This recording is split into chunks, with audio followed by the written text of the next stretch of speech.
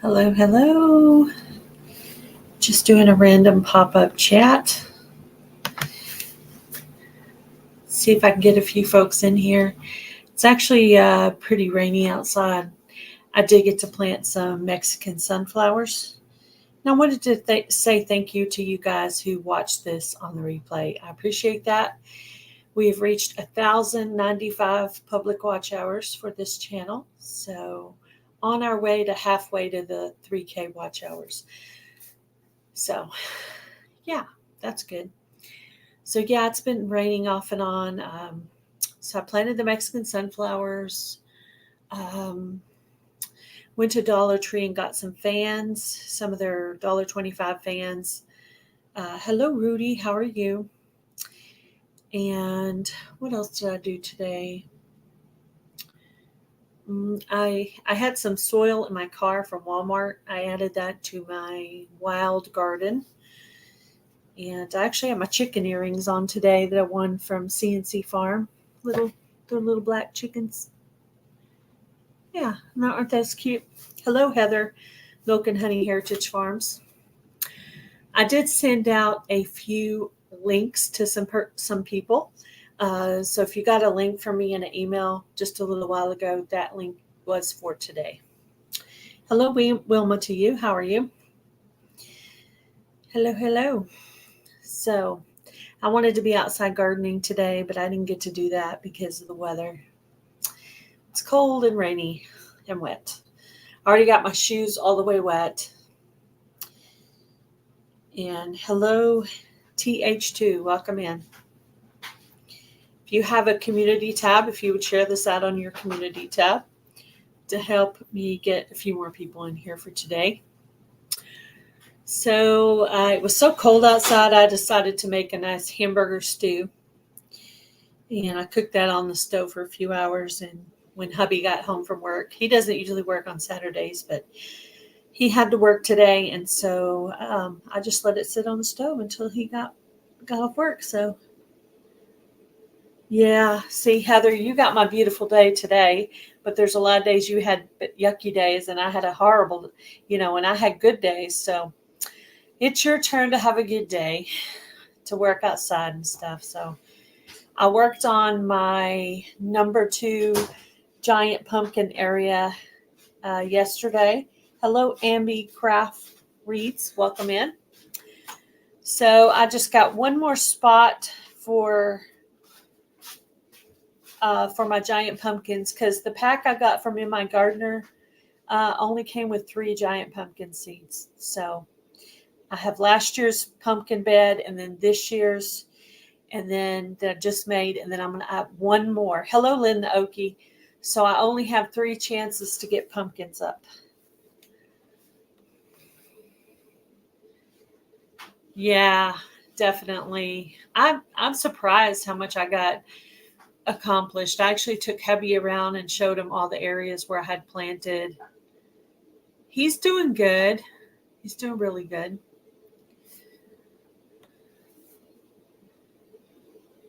I have a tooth that's kind of on its way to trying to abscess or cavity or something. So I wasn't feeling too wonderful yesterday.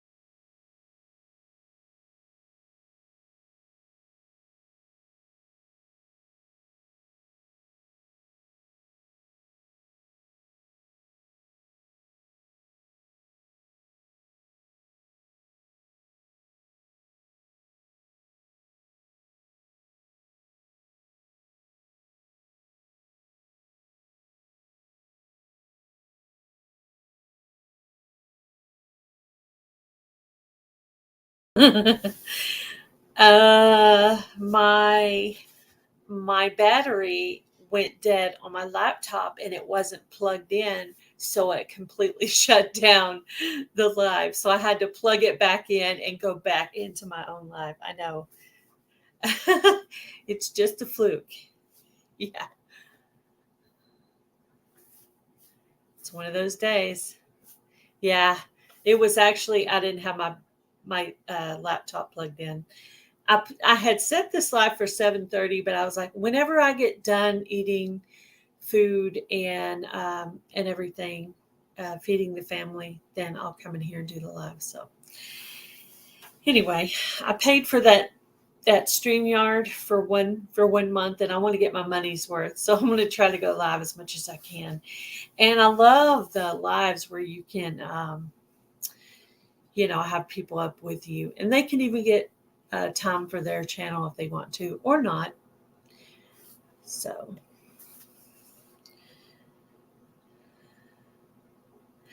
yeah, the laptop itself was not plugged in. But yeah, I originally thought it was loss of connection or loss of internet. Yeah, loss of connection internet. This is pretty much the same thing. Anyway, I went to Dollar Tree to this morning because the weather was so terrible, and I also went to the P.O. box, but I didn't get anything there. And I picked up 3 of those Dollar Tree fans to put in my garden. And hubby's going to help me start working on making my scarecrow. And so that's stuff that we have planned. And I figured out the arms and the head. I still have to get a hat.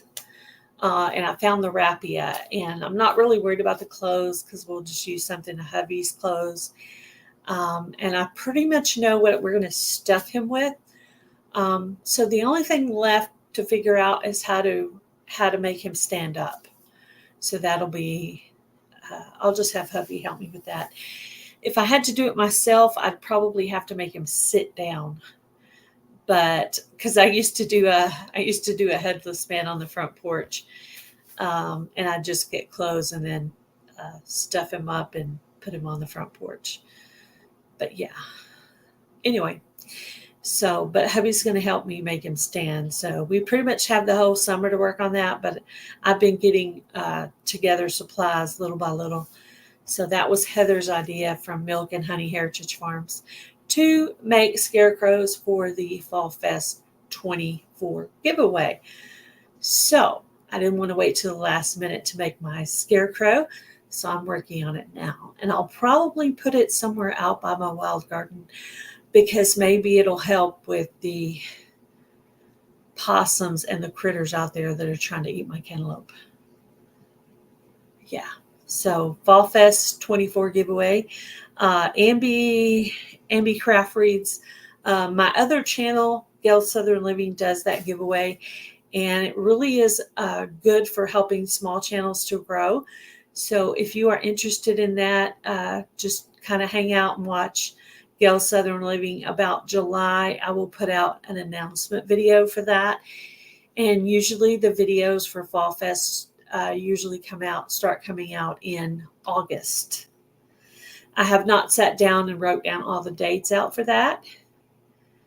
But at some point, I'll sit down with a spiral and write down all the dates. When my announcement video is going to come out, when the videos come out, when the semifinalist drawings happen, and when the grand prize drawing happens. All of that, I will sit down and write all that out, rules and everything like that, if there's any changes I'm going to make. But I did get a really good suggestion from Heather on the scarecrow thing, so I thought that was really neat. So I'm going to implement that in this year's Fall Fest. And yeah. So I'll be almost wrapping up the garden tour club at that point. The only thing I'll have left to do will be that very last drawing at the end of August. And then I'll be done with that. So pretty much have every month signed up for. I still have Christine, Mrs. Gillum Farms. So whatever date she picks, as long as she doesn't pick that date with 2 people signed on onto it, I'll just put her as the second giveaway for that month. So we'll have 2 months that'll have 2 giveaways, and a few other months it'll just have 1 giveaway. So that's perfect. So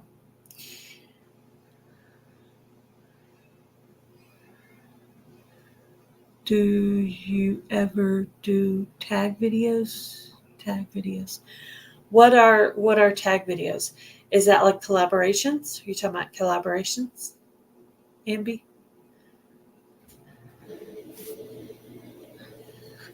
Sorry, my nose itches. Rob's allotment gardening. Welcome in. So I'm trying my very first. This year is my first year to try fish fertilizer in the garden. I actually picked some up from Walmart. Never used it before. Now it was fish fertilizer, not fish emulsion. I am going to try to order some fish emulsion from Amazon. But the fish fertilizer I got from Walmart is really, really thick, like it won't even pour out. So I'm wondering if it's old. But I didn't really want to complain, so I just like took the hose and poured some water until it hit the top. Then I poured that over into my container and then added water to it and put it on the plants. See, but I couldn't really measure it because I couldn't get it to come out. It was literally, oh, thank you for telling me it's great for onions. I do need to put that on my onions. So I have Walla Walla onions planted and evergreen bunching onions planted. But yeah, I had a hard time with my first fish fertilizer. But there's one somebody recommended on Amazon, so I'm going to order that for the future. But for now, I'm going to go ahead and use my cruddy one that I got from Walmart too. So I'll just have to use it the way I'm using it now. Pretty much that's how I do gardening anyway. I just do my best. I try other people's suggestions and I do my best. And I just try things and see if they work. I figure it can't be that bad. And really, it didn't smell that bad. But I know fish fertilizer is a more processed version of the fish. So it's not as good as fish emulsion. But I'm going to try that brand. I put it in my Amazon wish list. So I'm going to, next Amazon order I do, I'll order that. But for now, I'm just going to use the one I got from Walmart. I put it on my elderberry cuttings. I put it on my red kidney beans. I put it on my tomato plants that I have up. And my pepper. That's right. If you don't try it, you will never know. So every year I'll just learn a little bit more about gardening. I've learned probably more about gardening on YouTube than I have anywhere. I wish I had listened to my dad more. I'm sure he had a lot of good gardening knowledge. But yeah, I've learned a lot on. Hello, Jaden. Welcome in. Usually there are some kind of topic questions and someone says tag you're it.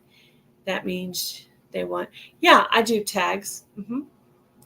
I do a lot of tags with my other channel, but I did do it on this channel once. I did a playlist tag that they had. So you can, if you have some kind of tag, you can tag me and I'll try to get a video up on it, whatever it is. This channel or the other channel, as long as it's with this channel, as long as it's appropriate, because this is a ministry channel. But yeah, what you doing, Jaden? Doing good? Anybody? What's everybody doing today? Are you gardening, shopping, fishing, doing crafts, reading, cooking, visiting with family? What kinds of things are you doing today?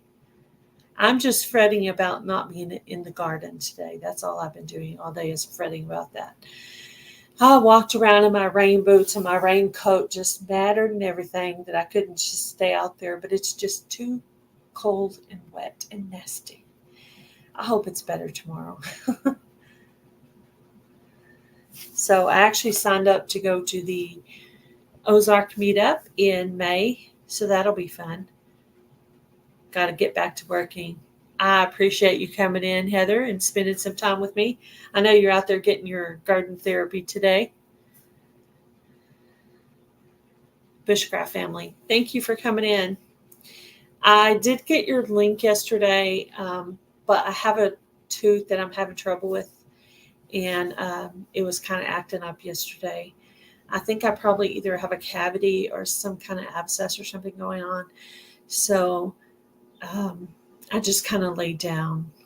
And I did go in and listen to your live for a little while, but just didn't feel like talking on camera at that point.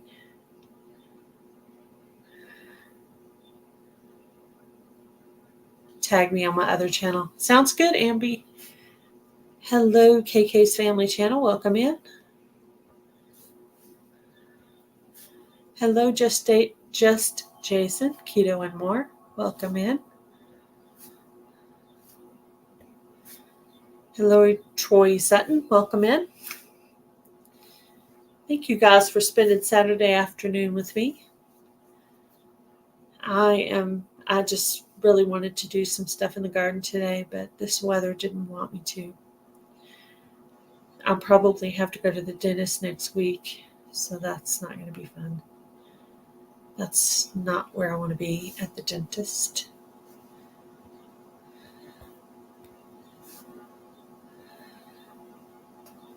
Yeah, I wanted to really bad.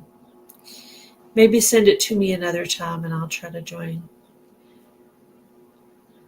Yeah. The only reason I'm doing a live today is I can't do gardening, so I figured I'd just come up and talk to you guys for a little while. Yeah, I feel like I'm almost due for another naproxen though, because I can feel some of the pain coming back. I think after eating, but I made like a beef stew. So there was really nothing in there that was hard. But it seems like after finishing eating, it kind of hurts a little bit. So I will be going to the dentist. So yeah, no fun at all. Luckily, we do have dental insurance. So that's good. Anyway, had my Dallas Cowboy shirt on today. Just happens to be what matched the stretchy pants that I was wearing today. I wear a lot of those stretchy pants that are like the little past the knee length, just because they're really comfortable for gardening and doing chores around the house. So that's what I wear a lot. And I just wear long t-shirts with them. And then on really, really hot days, I wear like tank tops. But this is a cold day, not a tank top day. Actually, every time I went out today, I put a jacket on. I'll listen to an audiobook. That sounds cool. Yeah, I actually just purchased a couple of books on Amazon that I'm going to read, but I haven't started them yet. And it's very possible I may not even get to those till the fall and winter. I really like to sit down and read books in the fall and winter. Just like cozy up with your blanket and just sit there and read your book, and then put your bookmark in and then pick it back up another time and keep reading. And if it's a really good book, you can read it pretty quickly. Yeah, I do that too. Sometimes I'll just send out emails to different people just to see who I can get to come up with me. Just because the conversation flows better when you're talking to someone instead of just feel like you're kind of talking to yourself. But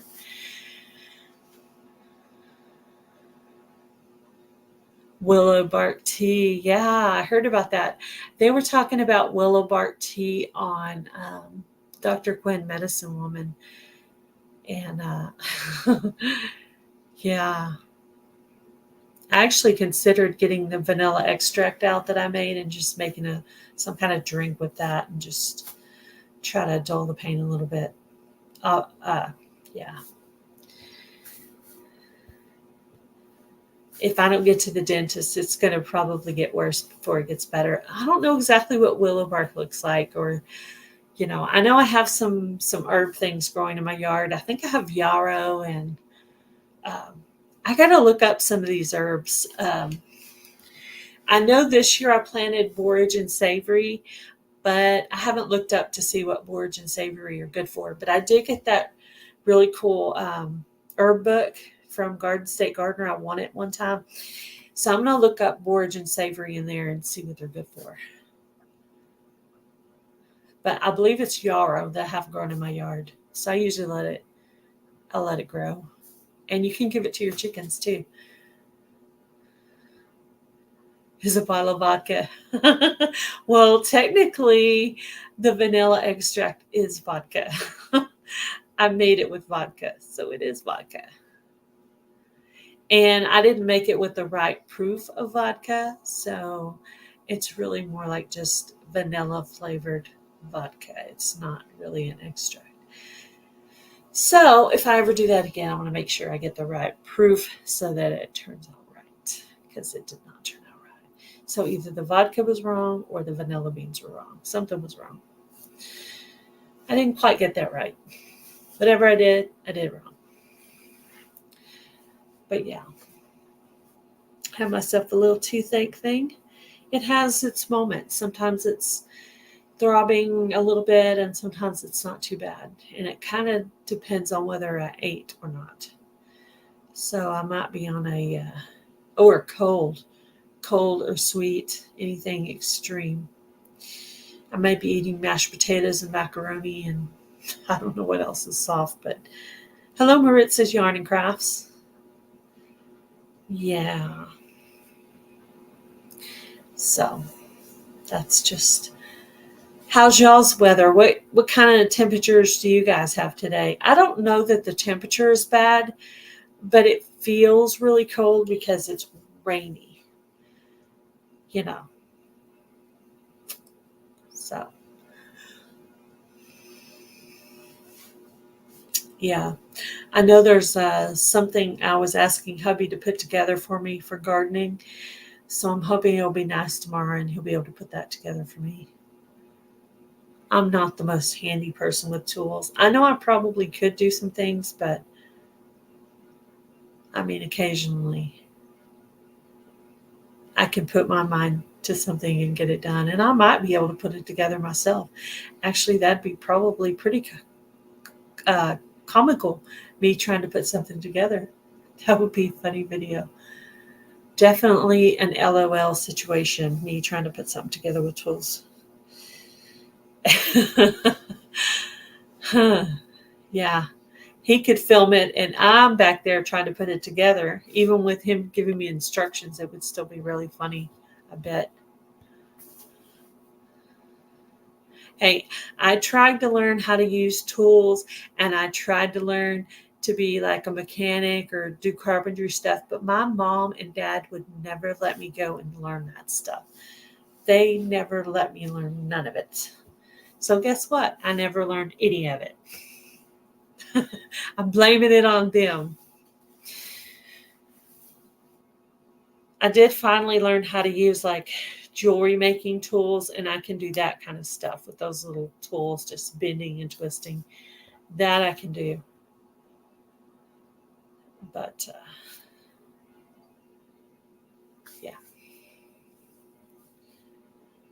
Yeah, so I'm going to have to figure out some cool things to do with herbs as I get them growing. I know I have my chamomile is doing awesome. My cilantro is doing awesome. I have a little bit of oregano up. I'm not real sure. I might have sage and lemon balm up too. What you working on, Maritz's Yarn and Crafts? What kind of projects are you working on right now? Do you do crochet or more like paper crafts? Or do you more like put wreaths and stuff like that together? I love making wreaths. That's one of the things I like to do. Like in the winter, just gather all your stuff together and just sit down and just make a nice wreath for a holiday. I love doing stuff like that. That's probably, I would say that making wreaths is probably one of my best type crafts that I'm good at. I've been doing it for a while, so. But that just involves little tools and glue. You just cut and you pull the flowers off of the thing, glue them on there, and just try to make it pretty. Yeah. I actually need to put up my Easter wreath. I'm trying to remember what kind of wreath I had made for Easter. I know I have one. It's still in the box in there. I need to take it out. I got these really cool wooden sticks at Dollar Tree, and they had like little mushroom, a hedgehog, a snail. What was the other one?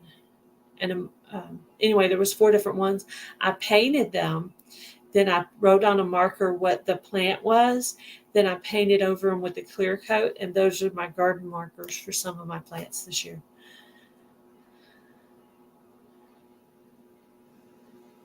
Aw, that's cool. That's neat. Yeah, I wanted to learn how to do that stuff, but my mom didn't want me to.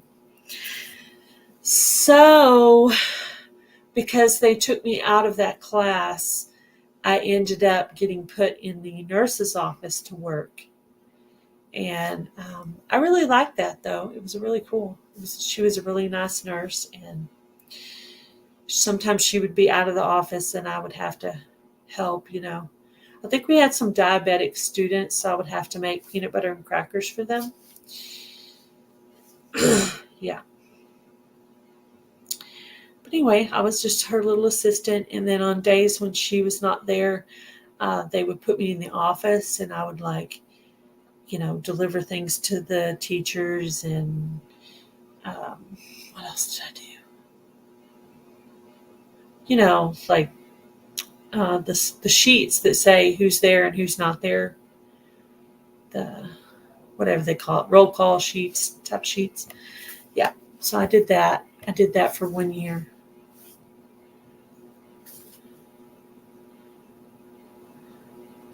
Trains. That's cool. I like trains. I used to do photography, and I used to love taking pictures of trains. That was one of my favorite things. I actually took photography classes. Yeah, that was fun. I really, really loved black and white photography. I wish I still had all those pictures that I took, but somewhere in the moving process and life, it just ended up to where I don't even have any of those anymore. I don't have any of those pictures. Okay, thank you, Rob. So these are hydrangeas in the background. That's actually my mom's favorite flower. My favorite flower is a iris. But my favorite common flower that I grow every year would probably be like zinnias and sunflowers. And I actually really like marigolds. I know a lot of people say they smell bad, but I don't think they smell bad, and I think they're pretty. And they're really good companion plants for a lot of plants because they run off a lot of bugs. So I'm all about the zinnias, the marigolds, and the sunflowers. And then I also planted this year nasturtiums, carnations, petunias, forget-me-nots, bachelor buttons, and cosmos, and snapdragons. Yep, lots of flowers. Love my flowers. Hello, Mary King. Welcome in.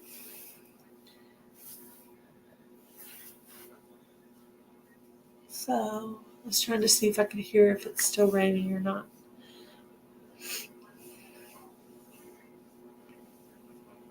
So anyway, anybody in the chat want any of my channel stickers? I have my Broken Hearts Ministry sticker, and then I have my Gail Southern Living sticker.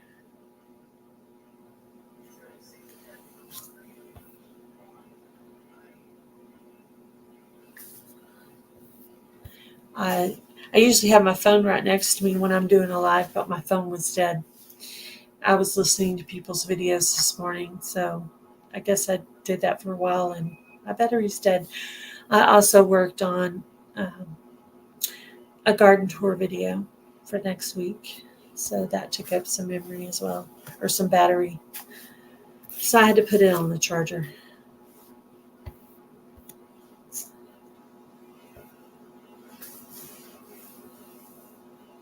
It seems like I can hear it still raining. Did you guys have any bad weather in your area?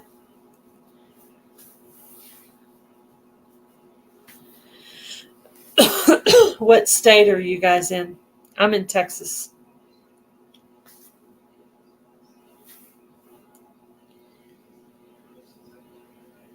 I hope it's nice tomorrow.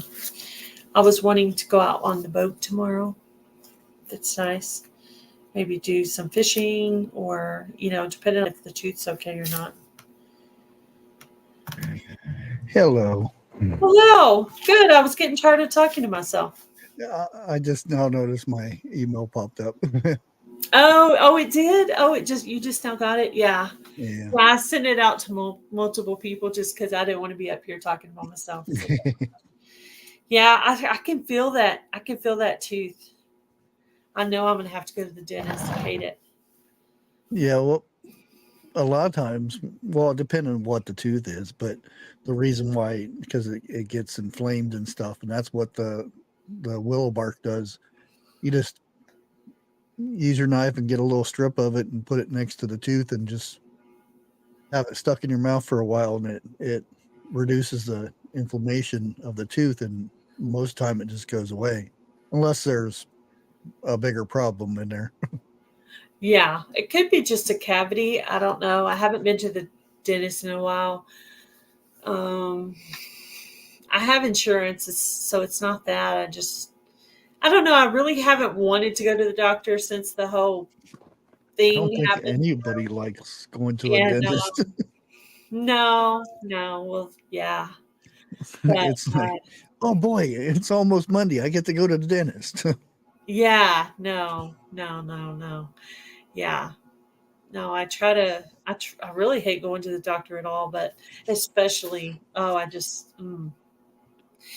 anyway, yeah, I avoided it all week. I was like, I've been feeling it coming on for a while, and I was like, we're finally getting to the point to where it can't be avoided. But I'm gonna have to look and see what it looks like. So, is willow bark like an herb that is wild in your yard, or No, is it it's something you the plant? tree, What's a the tree? willow tree, Oh, weeping willow tree. Well, you should have it down south. probably. If I don't have it here, maybe the park. I don't know. Go borrow a little. Is it the bark that you use, or is it more like the leaf? It's the bark. The bark. It's not like an oak tree or anything like that. It's just um, kind of like a maple tree where it's kind of like smooth. It's not real barky like you would think a bark would be, Hmm. or maybe like a pine tree is the same way. You can just when you just take a little bit off, and then you see the white meat on the inside, Hmm. and all you need is really the bark. Yeah, sounds good. I think I have yarrow. Is yarrow's good for pain too, isn't it? Yarrow's for Something else? stopping blood and stuff like that. Oh, okay. Well, Yeah, you can pack it around like sprained ankles and stuff too. yeah, the leaves are big. Yeah. They say you can give it to chickens once in a while. It's supposed to be good for their, I don't know, Um, I but not that probably. often. Just every once in a while. I think it's. Yeah. I always read before I give people, I mean, not people, well, people too, but before I give my chicken stuff, I try to read about it, instead of giving Yeah. stuff because I know there's some Multiple things you articles, can't. because nowadays they'll put anything on Google. I And noticed that my app for looking up plants is not working the way it used to because last year I figured out that if you go like you're going to take a picture and you go to that little square thing, that you can hit that and it'll take you to what the plant is. This year, it doesn't seem like it's working because I keep trying to look up stuff to see, is it a weed or is it a plant?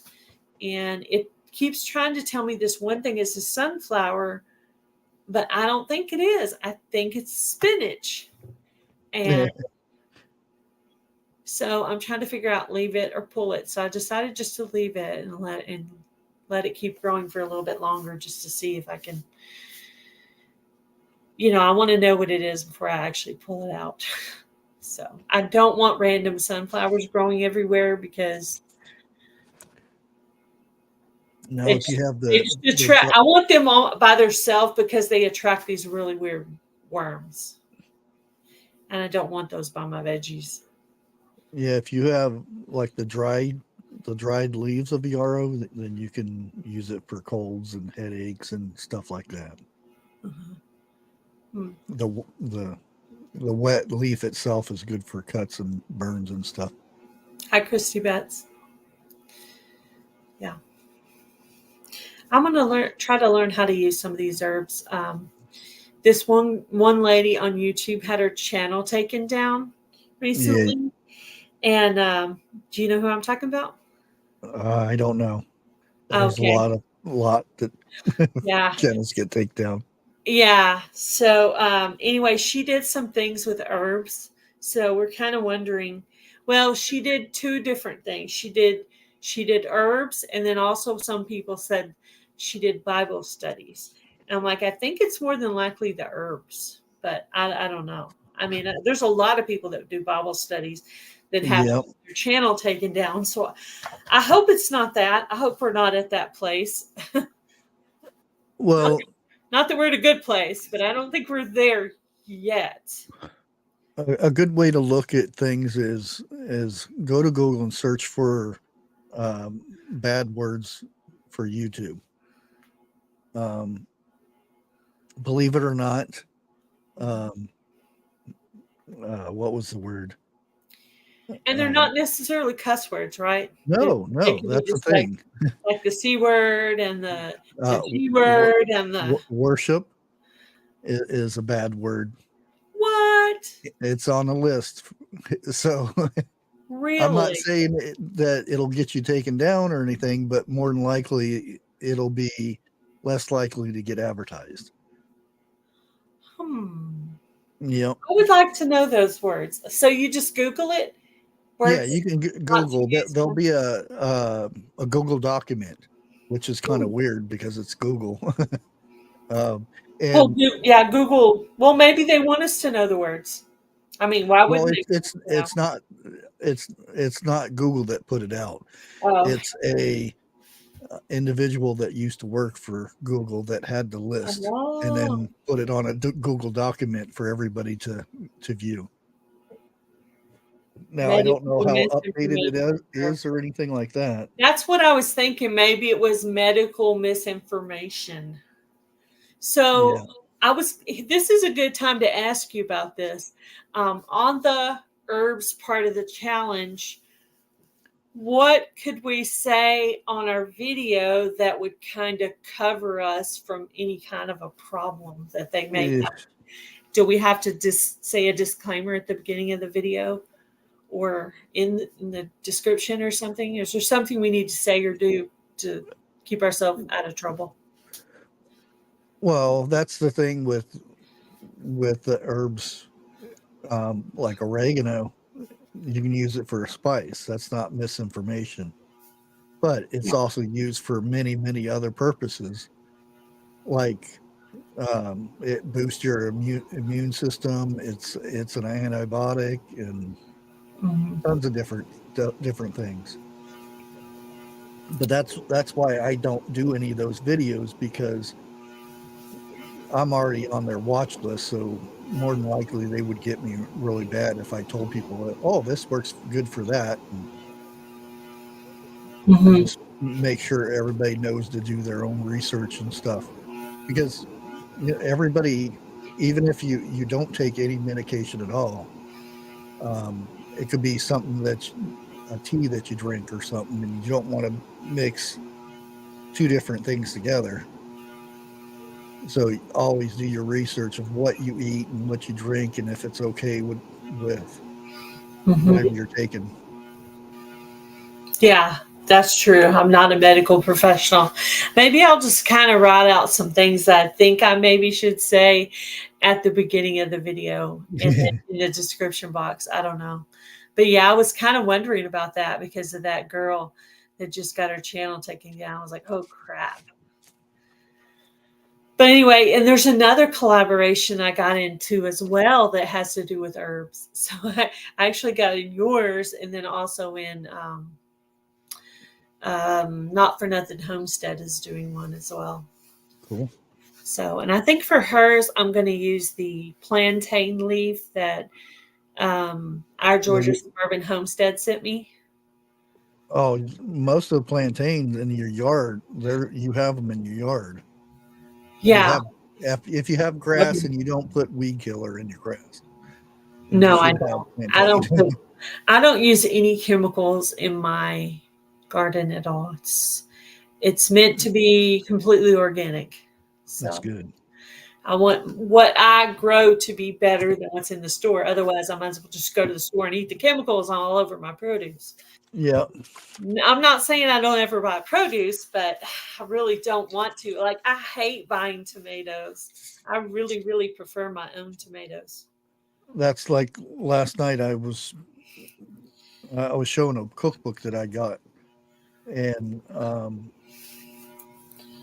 that's why I like old cookbooks because it tells you how to cook stuff without going to the store and getting a bag of corn or a can of this or a bottle of that.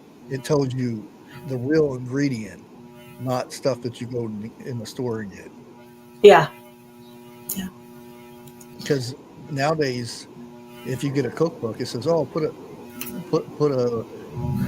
can of corn or put this in there or that that's already full of preservatives and Yeah. who knows what."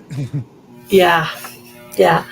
Well, I'm kind of still learning, but I feel like I'm trying to come out of the box and try to make things that are not in a mix, but that I'm doing myself. So the other day I was practicing with trying to make kind of like my own Alfredo sauce. So Oh yeah, I think I did pretty good with it. I think it came out pretty good. And I did like they do on Hell's Kitchen and Master Chef, try it. Like, oh, okay, it needs a little bit more salt. So then I added more salt. yeah, And I just was trying it to see. But anyway, I'm just experimenting with stuff like that. Instead of buying hamburger helper, just kind of make your own thing. So yeah. I've been just Taste your food before trying, you send it out. trying all of that stuff. And really one day I got it very close to the taste of hamburger helper. I was like, how did I do that? I just guessed. But yeah, I call them my concoctions. But yeah, sometimes they come out a lot better than anything you could. They do come out better. And I used to always do everything by the recipe, by the box, by the whatever. But now I'm just like, I'm always adding stuff to stuff and coming up with my own concoctions. And I think I'm a better cook now that I'm doing that. That's my opinion.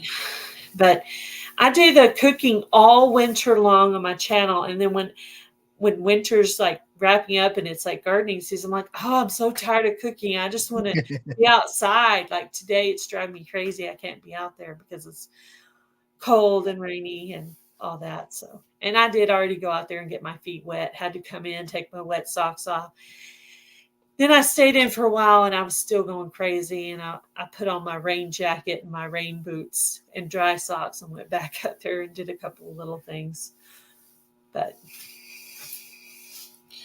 that drives me crazy. I hate being in the house sometimes. I just don't want to be in here all the time. So,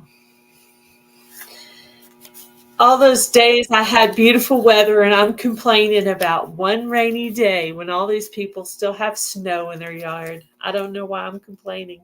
I have no right to complain. Yeah, your gardening. When I'm setting up here, just got plants in the house still. Yeah, yeah. I've got almost everything planted. I have a couple of seeds that are coming to me that I'm waiting for, some tomatoes. So I have about half my tomato row planted, and then I haven't done anything with my wild garden, but most of that stuff comes out in the fall, like your pumpkins and your gourds and your cantaloupe and watermelon, all that Yeah. stuff goes out there. So I'm still working on, I have one more section of that to finish weeding and I'll be ready. And then I just let the plants die there. And so I just kind of crushed it down, and then I'm just going to throw a layer of soil on top of that and plant in it. So I just keep building it up. And I didn't do any tilling. I haven't done any tilling this year at all. I'm so proud. Because they say that's better for you, not to till your garden. What? Who usually does the tilling? You do. But I didn't do any tilling this year. No, nobody did tilling this year. Not you or me. Yeah. No tilling was done. I did everything by hand. The this sunflower garden that I made, I had my little hoe, little trowel that digging, and I dug all that grass up by myself and everything, and got that area ready and bricked off. And I have the scallop edges things and bricks, and I have that section all set up. So I did that all by hand. And then I had another flower garden area. I did all that by hand. So I didn't do any tilling at all this year. None. Well, if you're in raised beds, you usually don't have to. No. Just Unless when you were start very bad on your garden through the year, yeah. not watering it or anything, just letting the weeds take over. That'll make it to where you need to till. Yeah. And then once I have some of that pine mulch stuff, and he's like, "Well, what'd you get the pine mulch for?" I was like, "Well, once my zucchini pops up, I'll take a certain around it, and use the pine mulch, and then that'll turn into part of the soil." Yeah. And so I start with using that on my zucchini bed, and I've never used any of it in the wild garden, but I think this year I'm going to do that because I think it could use a layer of that type compost, after the year's over. So I think I'm going to use a little bit of it. I bought 2 bags, and I usually leave it in my car. And I know that sounds weird, but if you leave anything on the ground in Texas, it will be full of fire ants, and in New York, it has to stay in my car until I'm ready to put it out. Like today, I threw 2 bags of soil from Walmart over the fence because I have been lugging dirt for. Well, For sometimes it's good to leave that stuff in the car. Yeah.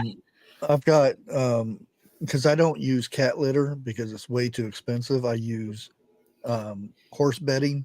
It's little chunks of wood. Yeah, somebody told us to use that. We're thinking about trying. Oh yeah, I pay $3.99 for 50-pound bag. Wow. And the thing is, you don't smell a litter box because as soon as they pee or something, it's instantly absorbed. Wow. And it smells like wood chips. Yeah. But if you leave it in your car, next time you go in the car, it smells like a forest in there. Yeah, I don't smell that pine mulch, and I have to use the pine, not the cedar, because I'm allergic to cedar. But yeah, I have to leave the pine mulch in there until I'm ready to use it. And I just had my very first zucchini pop up, so I have to wait till the whole row pops up, and then I can tell. Well, I could actually put it around that one area, but I have some marigolds coming up too. You're in Texas, and you're allergic to cedar. Yeah, that's that? That's why I have bad allergies. So if you hear me breathing on my video, I swear I'm not going to have a heart attack. I have asthma. I have allergies. And there's, like you said, cedar everywhere. Yeah, when I was filming my father-in-law's funeral service, it was right by the cedar trees. And you could hear me breathing. I'm like, oh my gosh, sounds terrible. But I can't do anything. I'm not advanced enough to be taking out noises and stuff. I'm barely good enough to add noise, but just take it away. But I was in Kathleen, my Alabama Farm Life's live the other day, and she's talking about the volume of your music, and I was like, "Oh my gosh, she's talking to me!"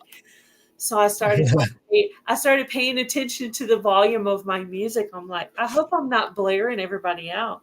So, the videos that I was working on editing, I was like turning the volume way down. I'm like, oh my gosh, Well, what do you never use even thinking of for what do you use for editing your videos? Video Guru on my phone. Okay.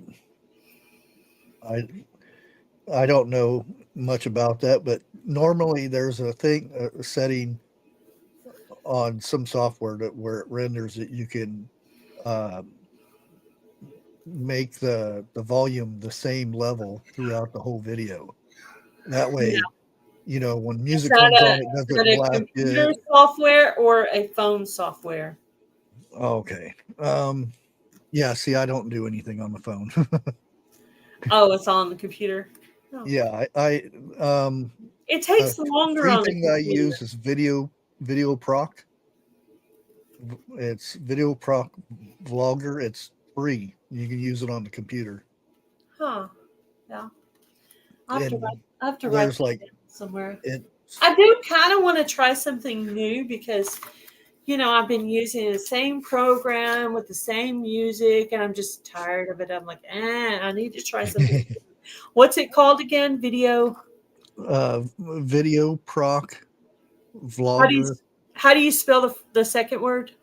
It's one word, video, and then PROC.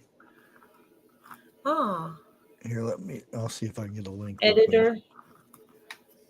Okay, I'll try it. I'll try something new.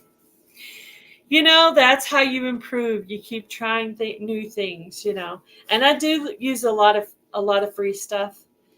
But I did pay for this StreamYard for this month, and I might do it next month too, because I wanted to be able to pull people up and for them to be able to get public watch hours too if they want. That Well, go live with me thing. during Christmas, they sent me a thing because I was really going, and that's the thing. If it was just me, if I was just doing it by myself, I wouldn't use anything. I would use OBS. But when you have to have somebody up, you want it to make it as easy as possible. Because Mhm. I know how to add people from uh, other things, but Yeah. people like to look at the chat and stuff while they're up. So you're kind of Yeah. stuck in it. I know when I'm on other people's, like if I go up on Garden State Gardener, I'm usually on my phone. So I can't see nothing. I'm completely disabled. I can't see a thing. But if I go up with Tina and she has this go live with me, I can see the comments. But that's why I started asking people to send it to a specific email that was on this laptop because I can see things better on the laptop than on my phone. So I mostly Yeah, used the laptop for lives and the phone for videoing and editing. And then yeah, there's certain things I look at on the computer that I don't do on my phone. yeah. Tuesday, I didn't have any internet. I had to get a guest schedule, and uh, I have people that dislike me for whatever reason it is, and if I post that I have somebody coming up, they contact them and tell them how bad of a person I am, Oh, and sometimes they don't show up. oh, well, that's not why I didn't. I just wasn't feeling good. Let me tell you something about me. I don't let other people make up my mind about how I feel about someone. I Yeah, I have my own senses about me, and I've actually had problems with people because they're trying to tell me who to be friends with, and I'm like, yeah, I hang out with different kinds of people, all different kinds of people, all ages, all sizes of channels, poor, rich. It don't matter to me. I don't care. I just love people that are real. Keeping it real. I don't like fake. yeah. So the And person that I used was me I is the was person used I for a certain reason because am. Mhm. I got You you got know, a I have big a, channel, so people are probably, most of your problem is they're jealous of you because of your channel size, but and the that's thing not the is, way to be. I don't get very many views because I'm shadow banned. I have a lot of subscribers, but the views are not counting because they're not registered or whatever the case may be. At one point, I a video I put out, I had more likes than views. That's usually the complete opposite. You usually have more views than likes. Yep. I actually asked my mom, because my mom, watches some of my stuff, and and all that, because she's trying to help this channel get monetized, because it's going to be for the ministry. So she's trying to watch all the lives and all that stuff. And that's why sometimes I say, hi, Mom, because my mom's watching all the lives, for this channel. So she was up the other day. I had my mom up, and Oh, I missed it. yeah. Yeah, we did a little fundraiser, and we got a couple of donations, so that was cool. So I got to go do some shopping for the ministry. I got to order $200 on Amazon for toiletries and $100 worth of groceries. Oh, that's good. So yeah, that's pretty awesome for a couple of days. $300 and I think someone's sending something from Amazon too. So we'll see what that is. Surprise, surprise. I don't know, but whatever it is, it'll be useful, because I picked out everything that's on there, so I know what they need. So anyway, so I just got this StreamYard thing just so when people come up, they can be going live with me at the same time. So, and if it works out well this month, I might turn around and do it for next month too. I think I probably will do it for next month, because I will actually get paid from YouTube next month, or this month. Yeah. Later this month. Next week. Yeah, next week. So I'll get at least 2 months, and then we'll see how it goes after that.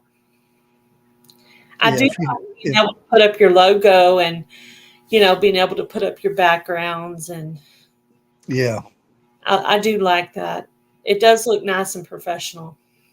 Yeah, and especially and now you almost need intros when you do lives, because they plaster ads on the front of your lives, and by the time somebody comes in, they're already 2 minutes behind because of an ad or something. Yeah, that's why I try not to say too much at the very beginning. I just try Yeah. to do a basic greeting for a little bit before, and then I usually say thank you for watching the replay, because I know a lot of people are watching the replays for this channel because they know the reason I'm doing it and why I'm trying to get monetized, Yeah. and why I'm working so hard at it. So I'm on about 3 lives per week now. So I'm going live with Jamie on Monday, Tina on Wednesday, and I'm going to do my own live every Friday morning at 10:30, right after Literature and More with Kathleen. So we're doing a little, her, me thing. Maybe we can get somebody to run right after me too. Anyway, so that's 3 lives a week for right now. And then I thought, I'm not doing much. Let me just do a pop-up chat. But they're giving me pretty good hours. Like, I'll do like an hour and 15 minutes, and they'll give me 7 hours for it. I'm like, hey, that's Oh, that's good. bad. I mean, Well, yeah, not it a lot of people do multiplies it by right now. person. What's that? It multiplies by person. So Mm-hmm. the more you have, the more hours that go up. Yeah. Yeah. And the thing is, if you can get them to chat, it it it shows that they're there, because there are people that lurk. There's nothing wrong with lurkers and stuff, but if they say hi or something, that register as an That helps. Yep. active viewer. Right. Yeah. Active viewers get more watch time than Then just lurkers. lurkers. Yeah. Yeah. Yeah. I agree. Yeah, if there's somebody on here who has a community tab, if you'll share it out on your community tab to get a few more folks in here to help with the watch time, that'd be awesome. I was explaining to Tina at Life with the Piedmont that it's how many people you have, how long do they stay, and how much do they talk. That's what Yeah, I was explaining. It's some kind of formula of that. And so we were that's just why that. I wish they would put a feature on TV that you could use for a button and say, "Hi, I'm here watching on TV," or something that says it shows their activity. Because I know a lot of people, like half of my people when I go live, are watching on a TV. Oh wow, that's cool. You know, they really need to 500 come up with more that. watch hours on your videos. Rob's writing this down. Rob's allotment gardening. Okay, I wrote your name down, Rob. All right.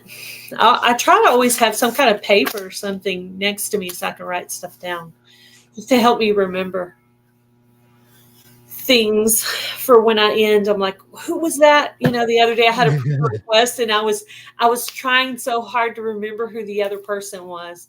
I knew of one of them was Christine, Mrs. Gillen Farms. She had just had a procedure. And there was another person I could not remember. And I said, God forgive me, just you know who they are, help them out. But I didn't know what else to say. I was like, you know me, I forgot, but you know what I don't know. So Yep, I've had to get my own little notepad so I can yeah, I try to keep something next to mark me, down. even if it's just a note card and a pen, just something. So I can write channel names down or names of collaborations or whatever that kind of stuff. So I actually have a couple of gardening collaborations going on this year. If you have time to join any of them, they're nothing difficult. One of them is the garden tour club. It's just your garden tour that you would normally be doing anyway to show people what you're growing. And then the weird container growing, which you've joined before. Yeah, So I'm I'm trying to actually think of what's that? what I can make weird. What do you make weird? Yeah. Yeah, somebody was talking about the wording of it and I was like, well, it just means unusual, just unusual. Just because at the very beginning when I started uh gardening on YouTube, I was on a pretty strict budget, because I wasn't getting paid from YouTube yet. And I had not quite gotten down how to make money at that point. But Yeah, now, if I get income tax, I'll buy gardening stuff. Or if I get my YouTube check, I'll try to put up gardening stuff, even if it's in the fall or winter, just trying to get together all the things that I need. So when the gardening season comes around, if I don't have money, I have some of that stuff that I need. So, yeah. So many times we get um, blasted because we're monetized and we take money from YouTube. It's not where we're taking it from the viewers. We're taking it from YouTube. right. Yeah. Our the person paying us is YouTube. Yeah, Um, you and know the thing what? is, It's our job. This is my job.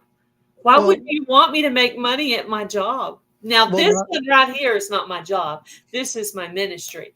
But Gale Southern yeah. Living is my job. This is what I'm doing for God. But the Well, other the thing channel, is, it is. look at all the time and money that you put into the channel because Oh, yeah. StreamYard, that's Yep. $25 a month. Mhm. And there's some months that you don't get paid because you don't get enough Yeah. enough money. Look at me and the Vineyard Chicks. Vineyard Chicks did way more than I did, but I I sent out 47 packs of seeds. Mhm. That's money that I take out of my pocket. It's not like, oh, YouTube gives me money every time I do something like that. Yeah. Mm-mm. There's a lot of stuff that goes out.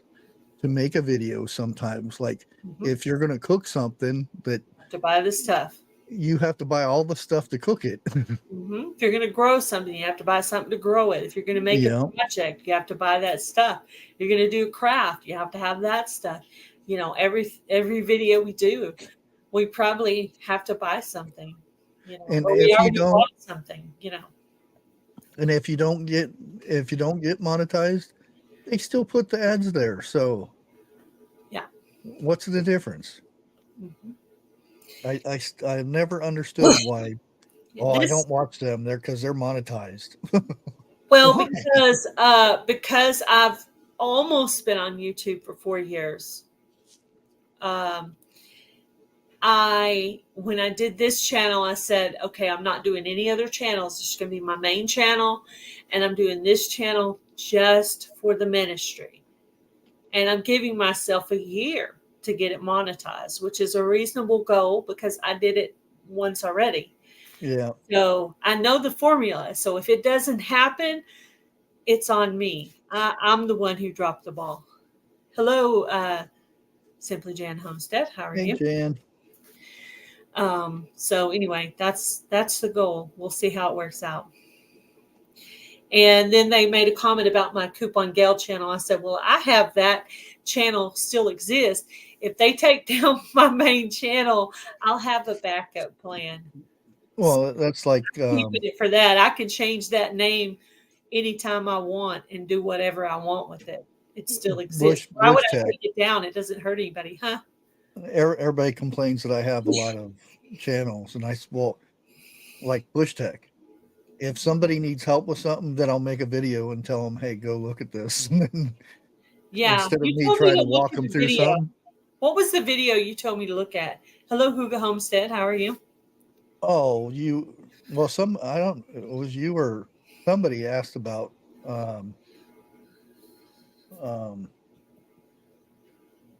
Nightbot. Nice. No, oh yeah. Because the Vineyard Chicks asked me about how to set up Nightbot and stuff, so I just made a bunch of videos that Okay. walks them through how to set it up and different commands and Yeah. things like that.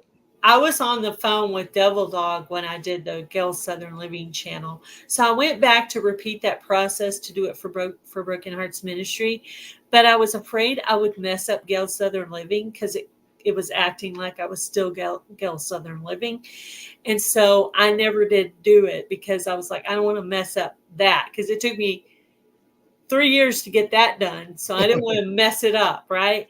So anyway, somebody suggested just talk to Devil Dog. So I went in live and he happened to be up there. And I just started asking him some questions. And he's like, okay, here's my number. And so I called him and we just did that. It was like a Friday or Saturday night at one time a while back. So Yep.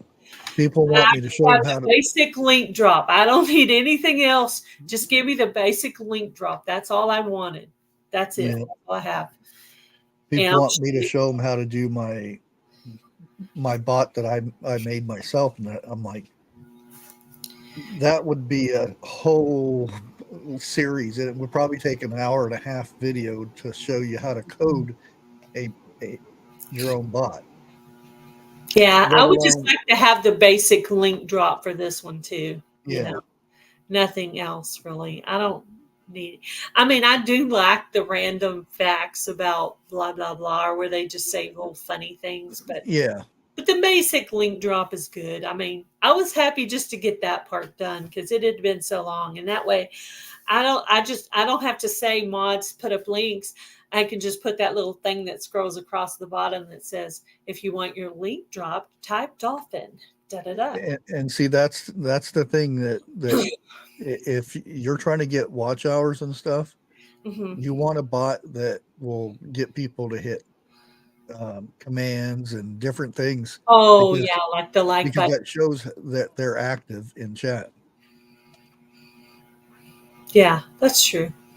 That's true. What you up to today, Jan? Did you go fishing again?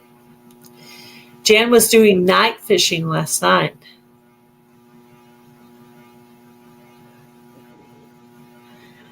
Yeah, Jan and I are going to get to go fishing together in May. Watch she doesn't push you in. Maybe I'll push her in. Yeah. Yeah, I mean, I did perfectly okay following directions from Devil Dog. I can't come up with that stuff in my brain, but I can do what I'm told. I'm very good at doing what I'm told. I can follow simple commands. So, yeah.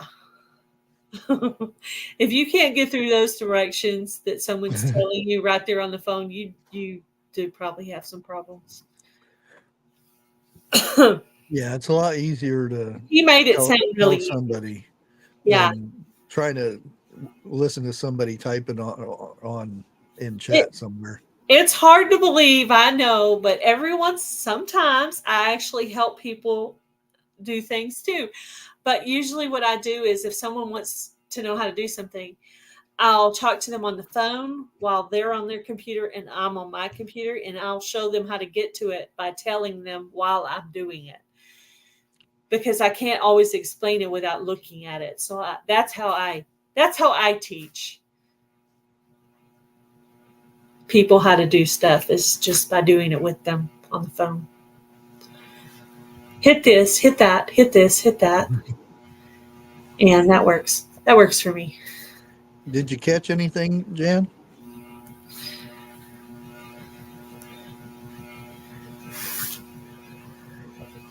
I'm so exhausted. You're up really late. I bet you were.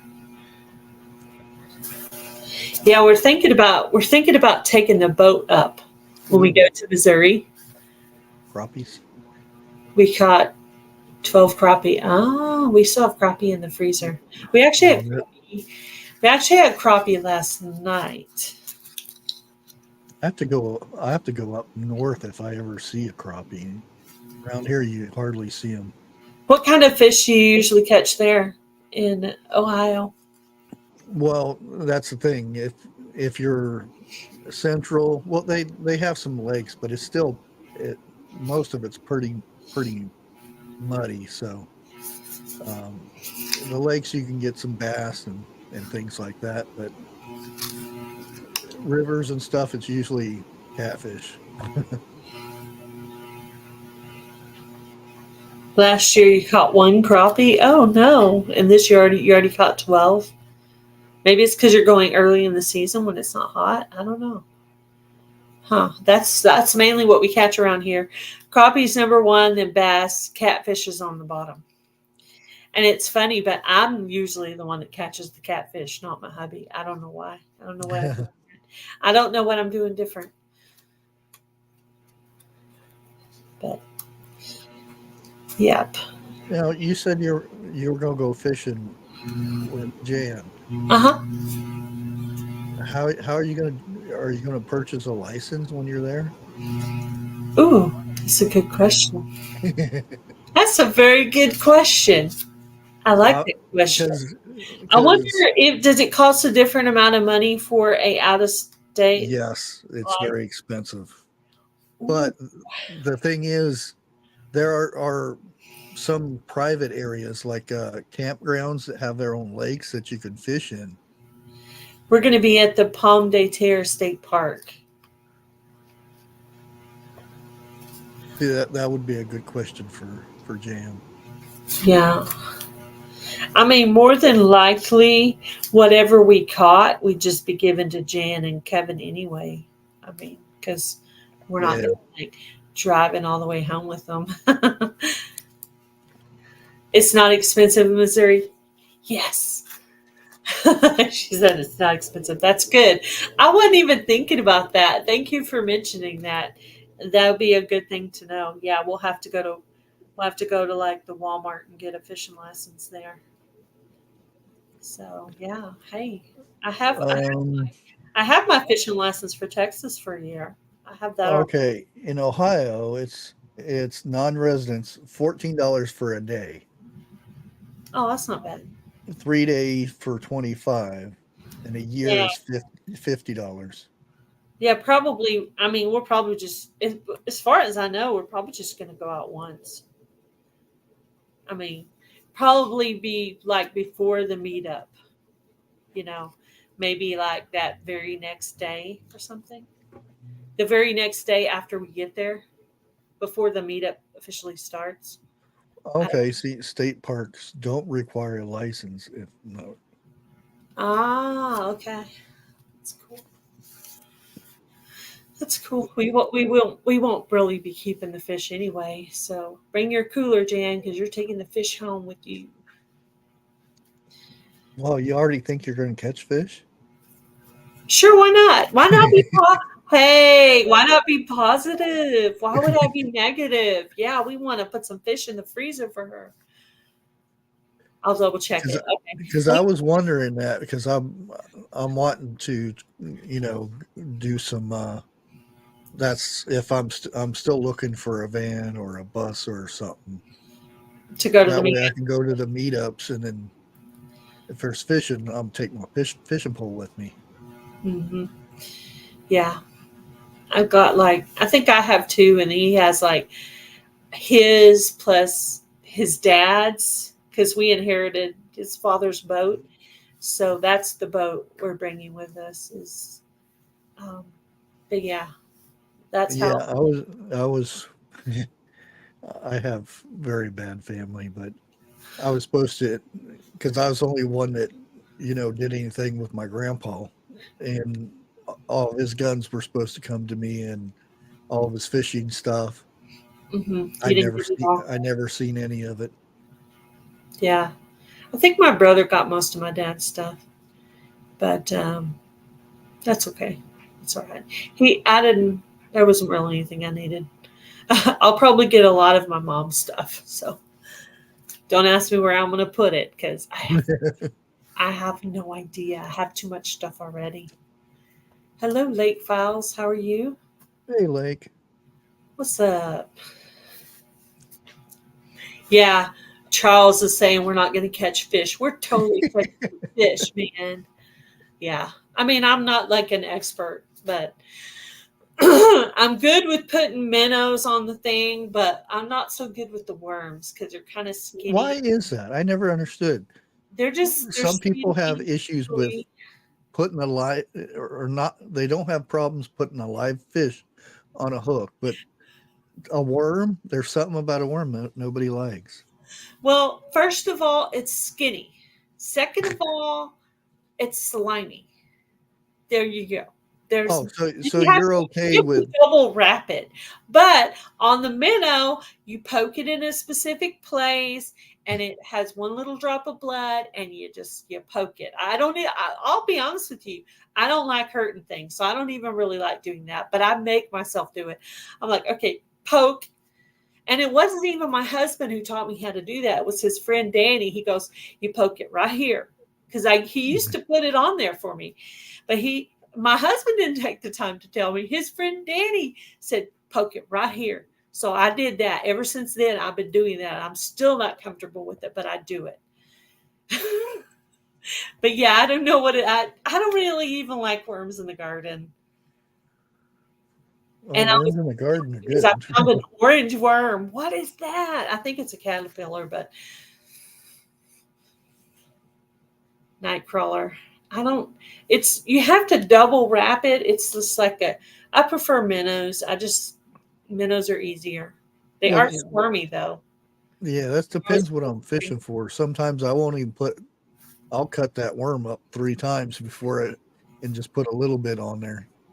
Isn't that funny how some women have problems with minnows, some women have problems with worms. I prefer minnows. Yeah. You know what we do with our worms when we're done with them when we go fishing? Throw them in the garden. We put them in our tank. We put them in our fish tank. Oh, okay. And Oh, we have minnows left in there from last year. Of course, sometimes they die, or we have a Picostomus. Sometimes the Picostomus will bite it a little bit and kill it. But Yeah, we have minnows. We do that because we come home, we have leftover minnows. So we just put them in there. And then when we go fishing, That's a we good just idea. pull them out of the tank and put them in the bucket and go. Now, however, we've had them all winter. We've been feeding them all winter. They end up being Yeah, but I nice mean, and it doesn't juicy. cost that much for that food for them. You know what I mean? But Yeah. anyway, but when we go out for the first time this year, those minnows will get put in there, and then whatever was left in there all winter, the last 4 or 5, will end up getting fished with, and then we just keep the process going. And then sometimes if we are, it's between paydays or whatever, and we don't have money to go buy bait, we'll just pull that out of the fish tank and go. Yeah. I pinch my worms when catching sunfish or bluegill, and then we fish for bass or catfish with small fish or cut bait. Yeah. I've seen people do that where they'll get a certain fish and just cut it up and fish with that. I've seen people do that. I haven't personally done it. I think maybe I have done it when somebody else put it on there, but I really don't even like cooking fish that much. I mean, I haven't even been cooking fish my whole life, but I do cook it now. Fry it or bake it, usually. Yeah.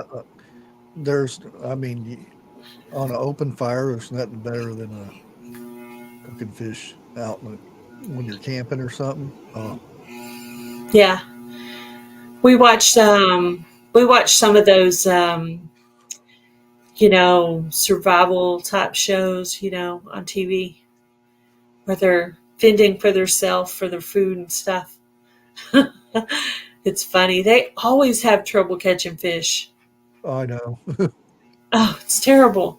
And then those guys will go out there just all kinds of full of themselves, thinking they're going to catch all kinds of stuff. They get out there, they're starving, they can't catch anything because they're used to having, modern tools. They're not used to trying to do it with Well, a little bit of my stuff they have. my grandpa used to say, "Never go fishing on an empty stomach because you'll never catch a fish." So eat something, and then when you're out there fishing, you'll catch fish. Yeah, people are And usually it worked. It calmer. always worked for me. You're calmer when you're not hungry. When you're hungry, you're bajiggity. I know he was probably joking with me, but he says, "You're out there fishing.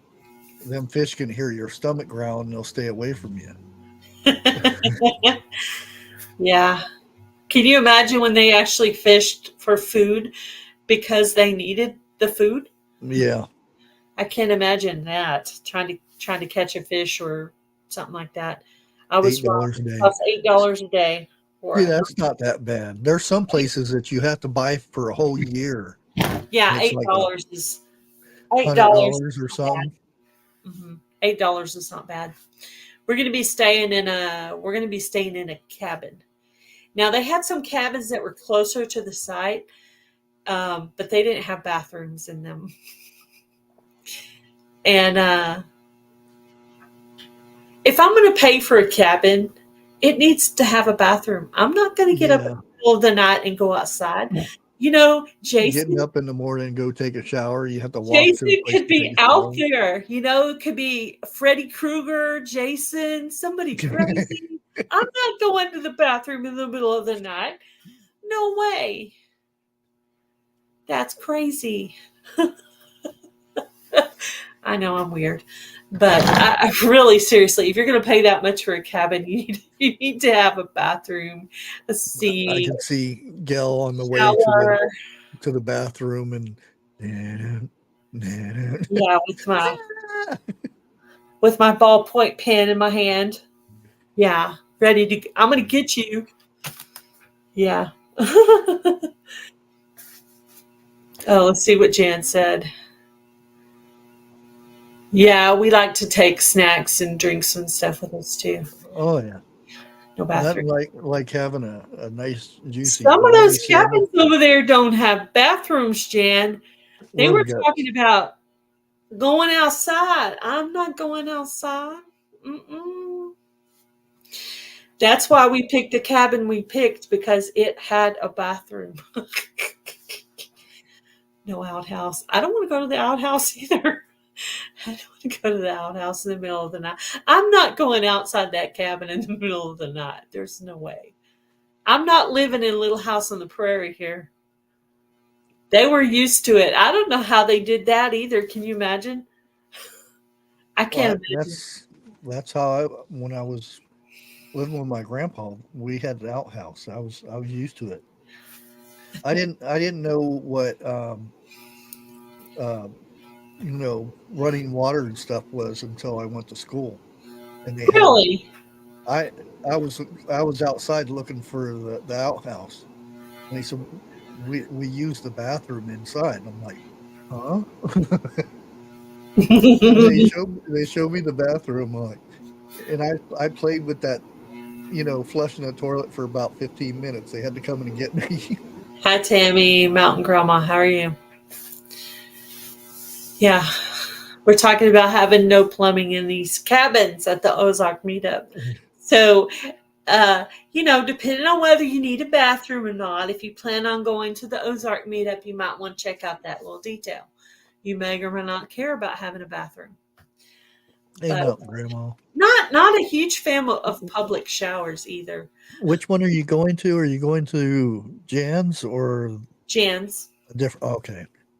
Yeah, we're going to Jan's this year. What is Last year, I went to Pinecone Fest. That was there's so many. I don't know what the names of them are. Yeah, Jan's meetup is called the Ozark meetup, and it's Okay. in Missouri. Missouri. Yeah. Yeah, that's the one we're going to this year. Probably because I don't live where all the meetups are. And that's Probably in May? won't go to more than one a year. It's in Missouri. No, what month? Oh, it's in May. I think Okay. it's May 10th. I think it's the first date. I think it's the 10th through the 12th is the meetup, but we'll probably be there a couple of days. We're going to be there a few days before the meetup.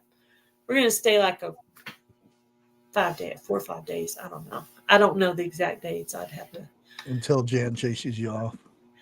Yeah. Or I run away from her. One of the two.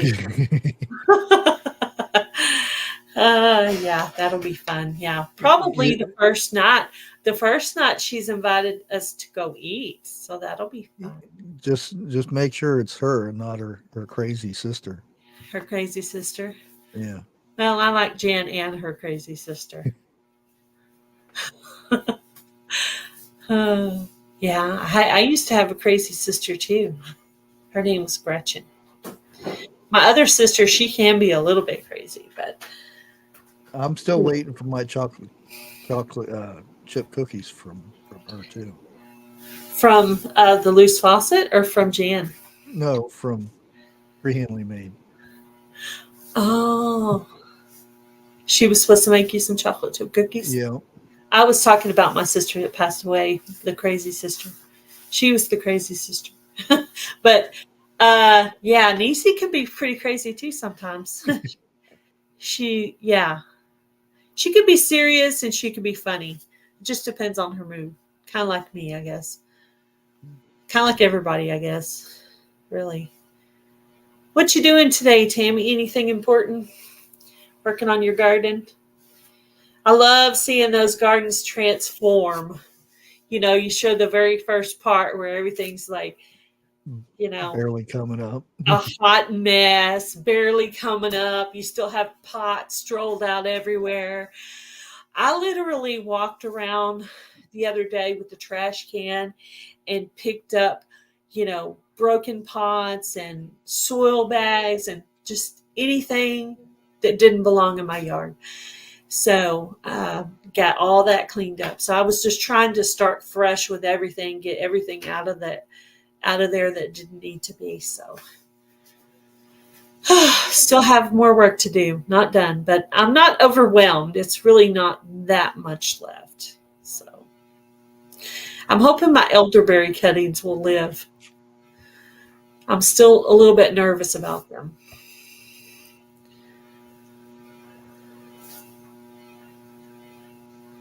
could always bring a bucket. No, thank you, Jan. May 10th through the 12th. That's what I thought.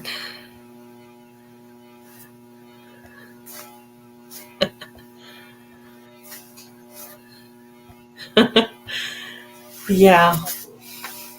Last time I went to a meetup with Jan, I think that was about 3 years ago. Went to the Pryor, Oklahoma meetup. Prior one, yeah. Mm-hmm. And Jan actually stayed in the room with us.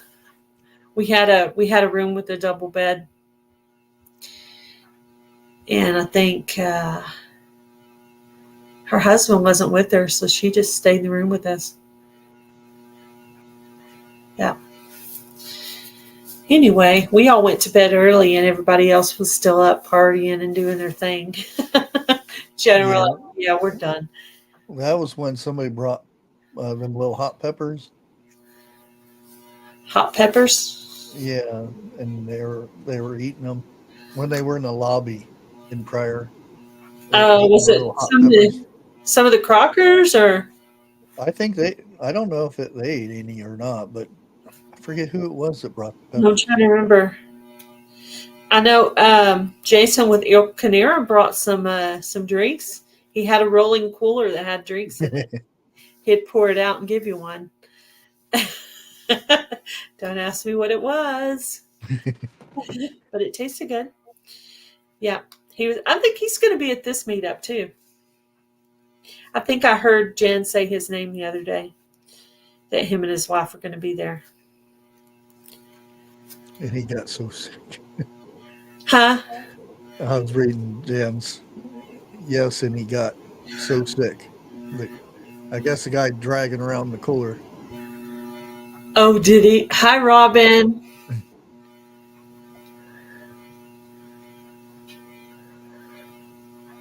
That's I never when I used to drink, I never got hangovers or anything. Everybody complained the next day. They got up and, oh, be quiet, I got a hang. I never had a hangover. I've never had a stool test.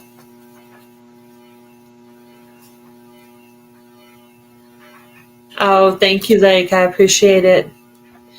It's very rewarding work. Yeah, we had a good time in Oklahoma, didn't we, Jan?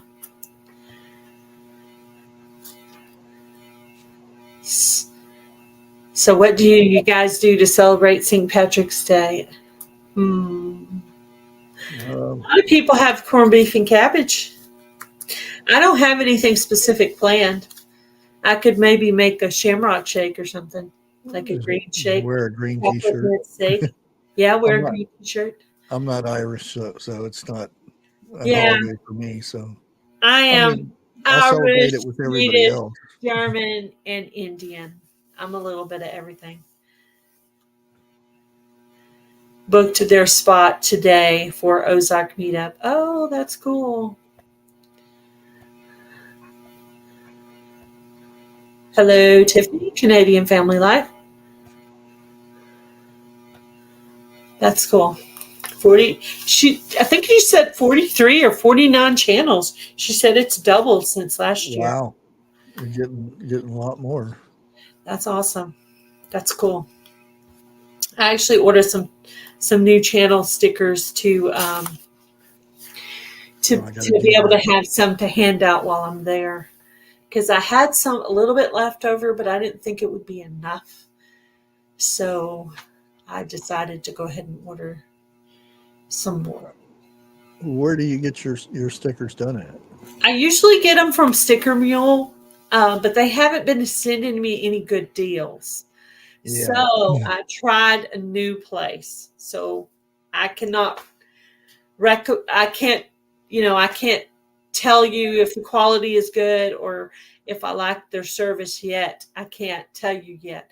Once I get them, I'll be able to tell you if they came in a timely fashion or if the quality of the sticker is good.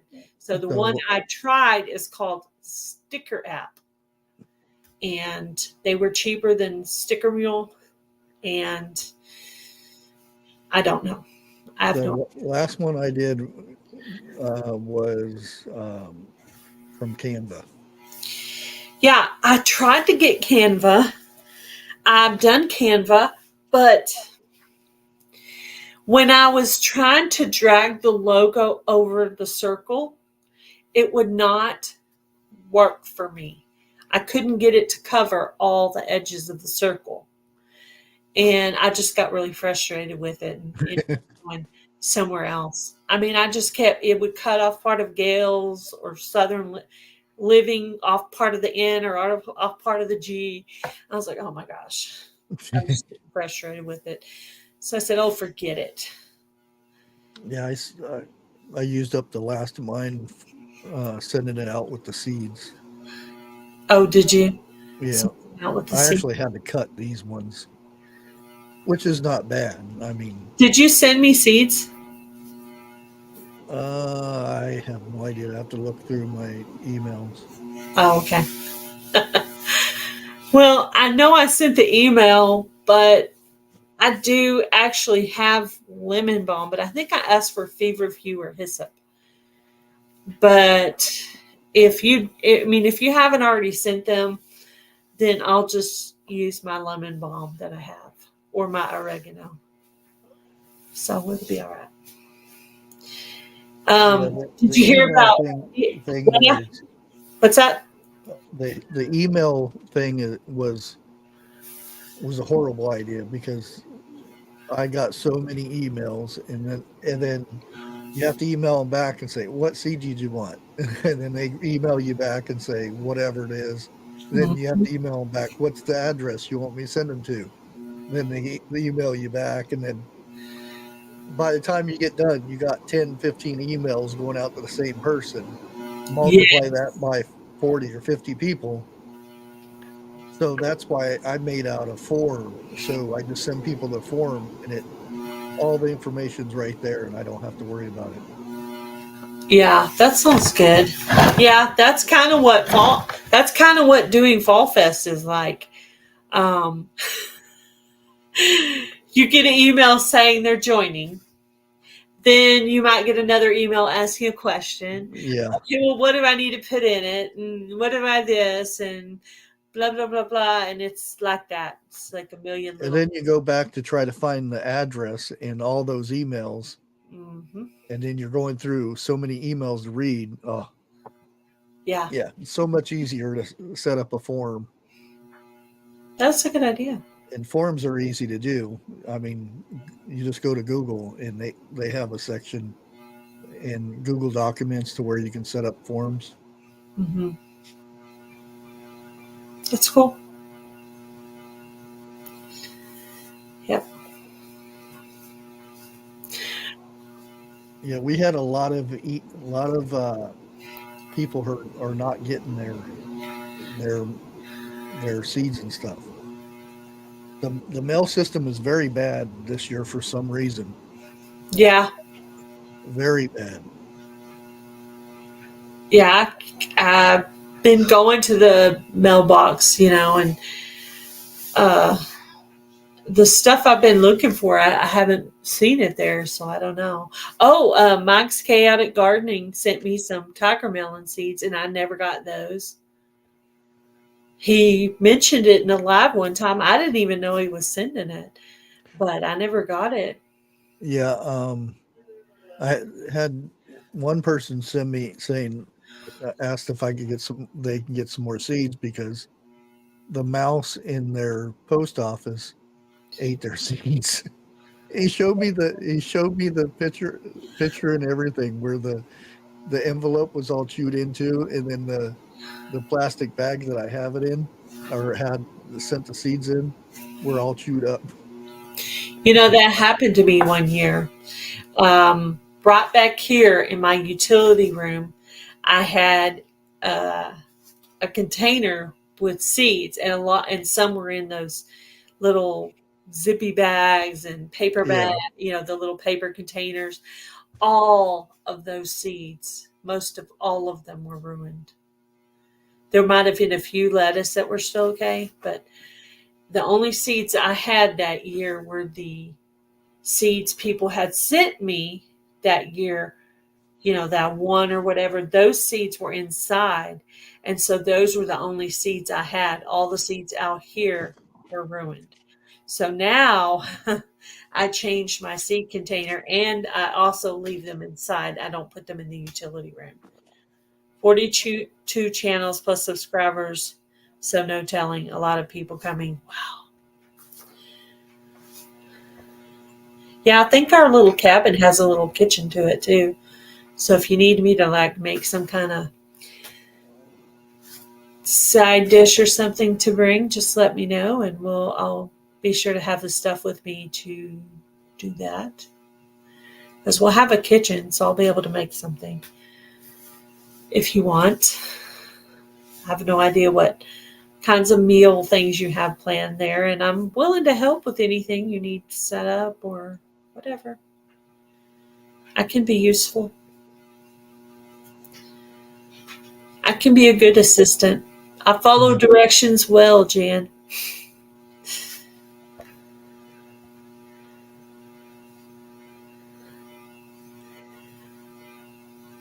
Mountain Grandma, did you get your seeds yet? So Jan sent you some seeds, Tammy. A mouse, yeah. I had a mouse. I had some mice eat my seeds. Mice do eat seeds. Oh, yeah. But when I did my sage last year, I put it in this. Oh, yeah. And this I can actually put in the utility room because I can't eat through the glass. So I have a whole jar of sage seeds. These are my own home harvested sage right there. So anyway, I might bag some of those up and bring them with me to the meetup. Yeah, there was quite a few people that emailed me, told me they already had lemon balm or oregano or something. Yeah, I had lemon balm and oregano. Yeah. Mm-hmm. And I joined Indiana Backyard Gardeners Seed Swap, and I did request the feverfew on that, so I might end up getting it from that. So I'll probably end up with the feverfew too. Yeah, I'm always leery of doing the seed swap in case somebody sends it to me and it gets lost, and then it never makes it to me, and then it's hard to say where it's at, and I'm like, I didn't do it. Yeah, well, with this seed swap, it's Indiana Backyard Gardener that's doing it. So I take my seeds that I'm giving and I send them to her. Then she makes up all the list in envelopes and we send postage with it. Oh, okay. She mails the seeds out. So the seeds are getting mailed from her, not from the individuals. Yeah, that's the thing that She I is didn't. very, very meticulous about details. Yeah, that's the thing I didn't like about. Yeah. When you get this big old box of Mhm. a whole bunch of seeds and you're supposed to pick out like a few seeds from it, and then you have to send it back to somebody else on the list, and it's like, She did a very good job. Okay, it's so I so had a wish expensive that way. list. I had a wish list of 10 seeds. She sent me, and then I sent however many I was supposed to send, plus a couple of extra, plus postage. And I ended up with about 32 kinds of seeds. I'm not even joking with you. I requested 10. I got all 10 plus 12 other things on the list. So it's the best seed swap ever. Indiana Backyard Gardener is the best at seed swaps. She is so organized. Hello, Ariella, Viking, Venture, and Victuals. I actually haven't seen any videos from her for a while. She took about a 6-month break and she just started. She did her very first video back was her seed swap. And her second video back was her garden tour club video for my collab. That's why I haven't seen her.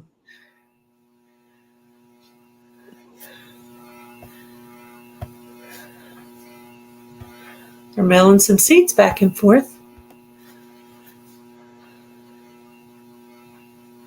Thought she meant the Vineyard Chick seeds.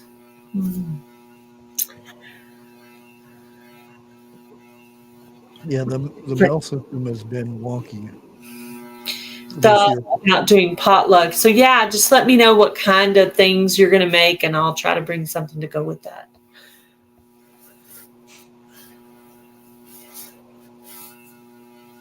Hmm.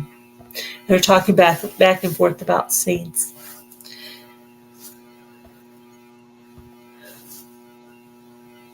Yeah, I hope I can find something before then and have enough money to at least, put a bed in there and something where I can cook or Hmm. To be able to cook for your meals, or while yeah, you're there. yeah, because I don't go out and eat. Yeah. Oh, like a It's too expensive anyway. yeah, yeah,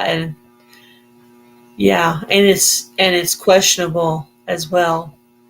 Certain circumstances happened to me recently, and I'm like, yeah, that was weird. Yeah, I do want to remember to go on and look at those words that we're not supposed to say on YouTube. I am Yeah, curious to see what words are on there. Probably make me mad or freak me out, but yeah, I want to do the herb collab too. Um, well, you already did More two. than likely, I will do lemon balm. But if Yeah, I get the fever few, I might do something with that. I'm just going to look at all three of mine that I'm going to have and see what kind of best fits what I can do with it. yeah, lemon balm and oregano is probably the easiest ones to out of the four to do anything with. Other ones, you may have to wait a couple years before you actually get something from it too to make a Oh, tincture. yeah. Okay. Yeah. It's true. Lemon balm, I was telling somebody else, if you can't grow lemon balm, then you probably don't need to be gardening. Ooh. Yeah. Lemon balm is Easy. it's yeah, it's I hard to get. believe my lemon balm is already up. Last year was my first year to grow it, and I believe it's already up. But I can't. I now have a perennial bed, and I went through and weeded all the way through it. But there's a bunch of little stuff popping up. I don't know if it's plants or weeds or herbs or what. But I have sage, dill, ground cherry, lemon balm. I have at least those four things in there. Yeah, Mount Ground, she probably knows all about the feverfew and hyssop. Those are really, really good herbs to grow once you get them going. Yeah, I'm gonna look at my herb book and see what I'm gonna do with them. I know one thing I'm gonna do with lemon balm, not necessarily for the herb collab, but I do want to take the herb or the lemon balm and use it in some soap. Yep, I lemon do balm wanna do soap is really good. I've got a recipe for that that. Oh, do you? somewhere. Yeah. Oh, send it to me. Um, Marshmallow. I heard Lori on her garden tour video today was talking about the marshmallow plant, and yeah, I mean, I've got I seeds didn't. for that too. Does it actually have something on it that looks a little bit like a marshmallow? Like, where does it get that name? I used to know, but I couldn't tell you now Oh, okay. I understand. because I heard a story about it Oh, you did? Yeah. many moons ago. Many, many moons. Yeah, that's funny. Many moons ago. Yep. I'm sure there's things I could remember, and sometimes I don't know. Even I'm on my video and I sound like a dumb redneck. I'm like, I actually know more than I can actually get out of my mouth. You know what I mean? Because I do ask questions. If you listen to me when I'm talking to people about gardening, I'm always asking questions. Oh See, yeah, and I'm soaking it all in. I learned more about gardening on YouTube than I ever did in real life. You know, and there it is in here, private chat. huh? Oh, I put a link to it. That's the one I used, and it worked good. oh, Because all you have to do is just make the lemon balm tea, and then you pour it in with the rest of the stuff. awesome. There's another thing that I just Oh, seen was on here. I forgot I had. oh, the flower is edible. See what that does this year? Fireside, I still haven't eaten any flowers. Have you hibiscus, pomegranate. ever eaten flowers before, Charles? Yeah. What kind of flowers? Oh, all kinds. All kinds of flowers. My grandpa, one of the first ones I can remember was my grandpa would take, I don't know if it's a male or a female one, but he would take the flowers off of pumpkins and he would batter them up and fry them up. Oh, those were so good. What? Yeah. I never heard of that. Yeah, most of squash flowers are edible. Now there's a difference. There's a difference because one will make fruit and one won't. So you have to the females you leave on, the males after they've been pollinated, you can take them off and eat those. So you have to know what you're doing there with that. Yeah. Well, one's got an innie and doesn't have an innie or an outie. Yeah. I think I tried that hen pollinating thing one time. Yeah. Smoking glands. And you probably ate flowers. You just don't know it. Oh, yeah. If you have tea, most of the time, a lot of teas are from flowers.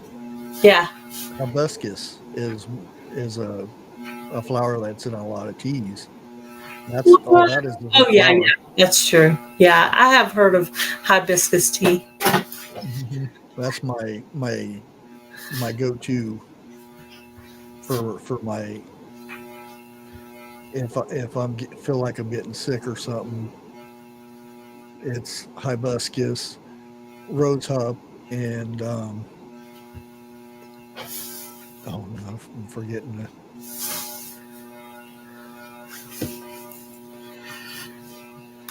It's the third one. I can't remember now. Oh well, it'll come to me when I'm not thinking about it. They put them in tempura batter, then deep fry them in Asia. So flowers, I guess. Yeah.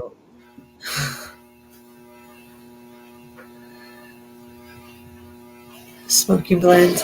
I saw the Hillbilly Chicken Ranch, Susan, making some kind of a milk tea that has all these herbs in it that's supposed to be really good for you. Sounds kind of cool. I kind of like to try it. It's made some kind of a tea out of it. It's really cool. The only thing I didn't have in there was the turmeric. I don't have turmeric. I do have You want to be careful with if you're not used to turmeric. Yeah. You got to be careful with that.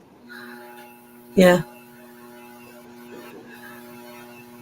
What kind of things can it do to you? Well, some people can't handle it, and it'll. I have had it before. There was something I did with it. I can't remember.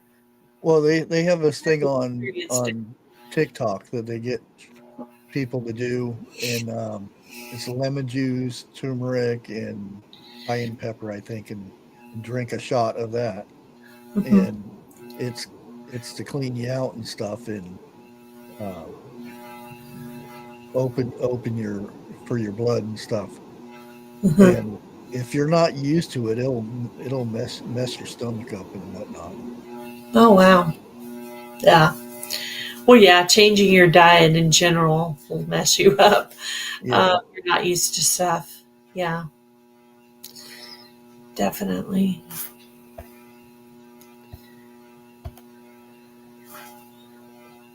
I like hibiscus tea. Blends with cinnamon in the fall and winter, or a little peppermint in the spring or in summer. Oh yeah, I planted mint too in the perennial bed.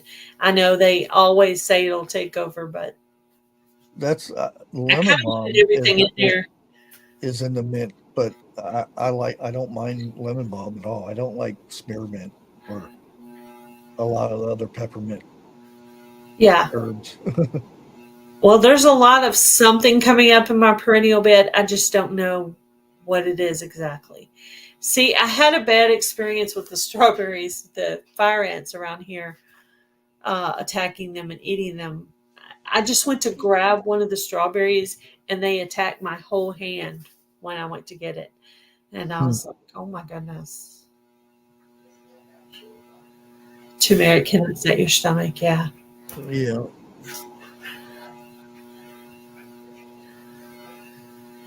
It was in a tea, yeah.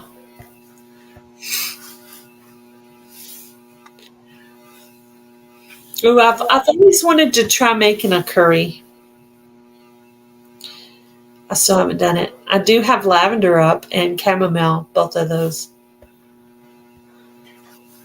I think the best part about the curry is the coconut milk. Coconut milk, Yeah, yeah. some of the spices are way too. It's not like it's spicy hot. It's just way too much spice. Yeah, I thought when I was going to try something like that, I thought what I would do is just try to cut the seasonings in half the first time just to see Yeah, if I could handle it like that. Then I could add more always on the next time I make it. But that was on my list of things I wanted to try is to make a curry. But coconut milk, actually, I always have that in my house. Because, I make a lot of like plant paradox type dishes and all the desserts and things you make with. yeah. And if I run out of almond milk, I'll use coconut milk in my shake. Yeah. You can't lay any soil or pine mulch on the ground. Those ants will climb into it. And when you stick your hand in there, your whole hand will be lit up with bites. I am terrified of putting my hand in bags. So I don't leave them laying on the ground. They stay in the car until the actual day I'm ready to use them. I'm gonna grow corn this year, even Corn. though I don't have the space for it. I just want to get, even if I end up with 5 or 6 ears of corn, that's good Yeah. enough for me. Not really, but What because am I the most excited to grow this year? chickens. Well, I'm usually the most excited when I see my zucchini come up because I like zucchini. Yeah, But I guess just all the herbs, just being able to grow some herbs and try some new herbs and things. I am growing some carnations for the first time, so I have no idea if they'll grow in Texas, but I ordered 2 different varieties from MI Gardener, so I'm hoping I can grow my own carnations. I think I picked out purple ones and orange ones.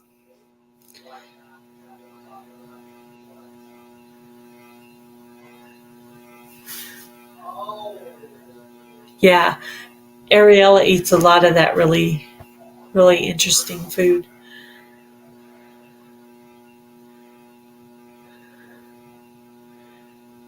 Fishes, yeah. I haven't had to start boiling out the ants yet. Uh, when they start setting up their mounds, I pour boiling hot water on top of them, not around the plants, just if they're in another place in the yard.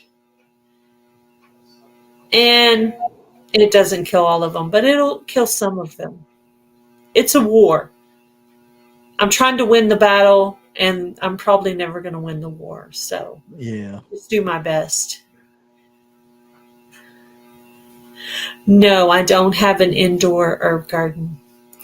I do have a grow light, and I usually end up putting peppers under there because peppers are the most challenging for me to grow. So I do peppers. So I have my pepperoncini peppers everything's been planted except for my peppers, which are still under the grow light. Once they get big enough when I feel like they're strong enough, to be transplanted, I will transplant them outside. But they're not there yet. But they are getting bigger every day. And I do have a marigold under there, and I like to put marigolds under my grow light because they ward off a lot of bugs, and I like to plant them with my squashes just to keep the squash bugs away.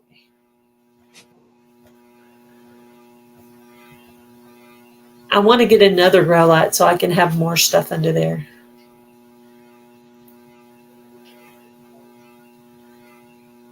No, I don't. I usually preserve my herbs. My cilantro, I actually preserve that by putting it in ice cubes. I preserve the cilantro and mint in ice cubes. And then some other things I dehydrate it, like parsley. Yeah, cilantro doesn't taste good when it's dried. Yeah, Some no, people like it in a spice, but somebody said that they dehydrate their cilantro, but I actually use ice cubes. That way, if I'm using it for a soup, I could just put the whole ice cube in there or two. Yeah. And if I'm making a dip, I just thaw it out and then put it into the blender or whatever I'm mixing it into. So Yeah, I actually freeze mine. I'm not a fan of dehydrating herbs in the first place because Yeah, the only one I do my parsley. Well, see that's another one. You could just hang up and let it dry out. Yeah. Well, if you didn't have mice in your utility room, you probably could. Well, I don't have to worry about mice. I got As 6 cats. in freezer is. If a mouse comes in this house, he doesn't have much sense. Oh yeah, cats. Yeah, I have cats. Yeah. I freeze our cilantro. Yeah. Yeah. Yeah, I don't like it dried out. Somebody looked at me crazy when I said I put my cilantro in ice cube trays, but I do. That's how I preserve it. But you have to have a lot of ice cube trays, so there's that.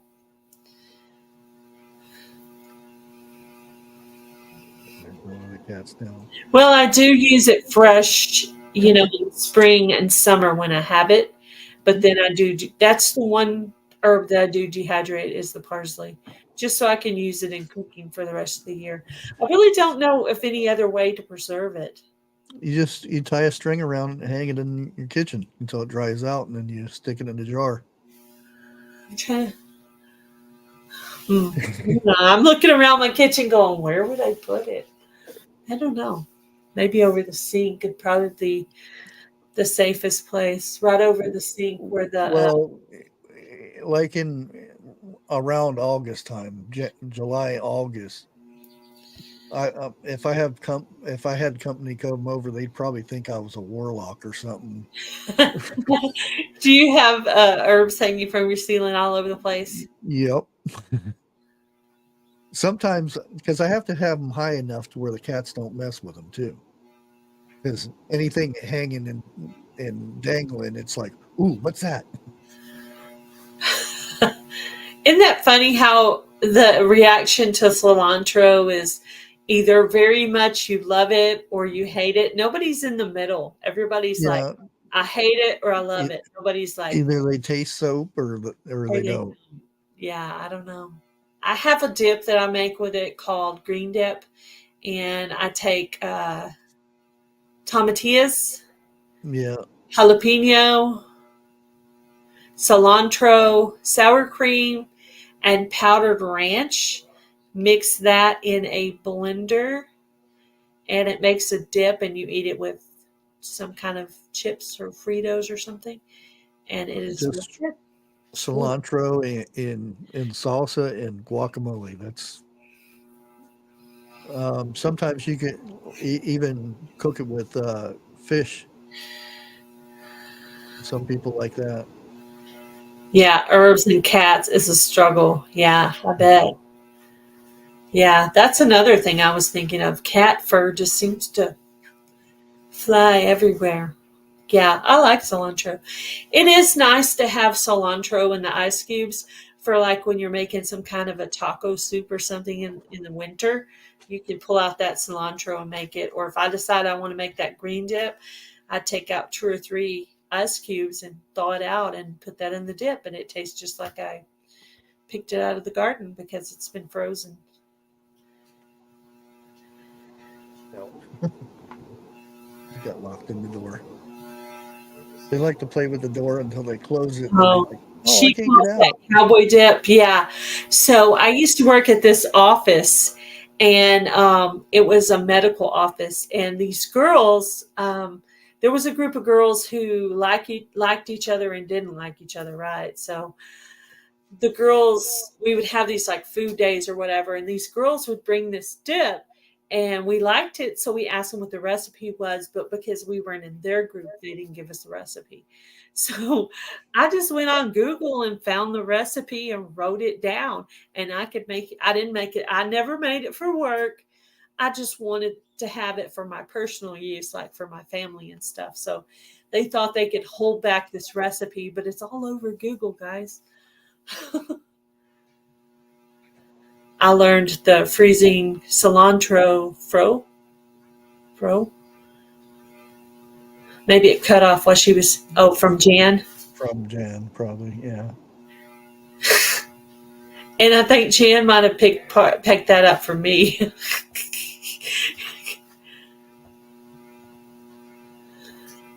We're always sharing ideas.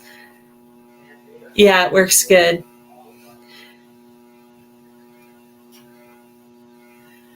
Oh, thank you, Lake. That's sweet. Citronella can repel cats. Well, I don't know how I'm going to repel cats when I have 2 inside and 2 outside. Where am I going to repel them to exactly? Maybe if I want to repel them off of to stay out of my beds. But I started using the forks. I'll get forks or sticks and poke them in so that, because I have cats in the backyard, and I'm like, you've got to stay out of my gardening beds. So I have Mine would pick them up and play with them. the forks. Yeah.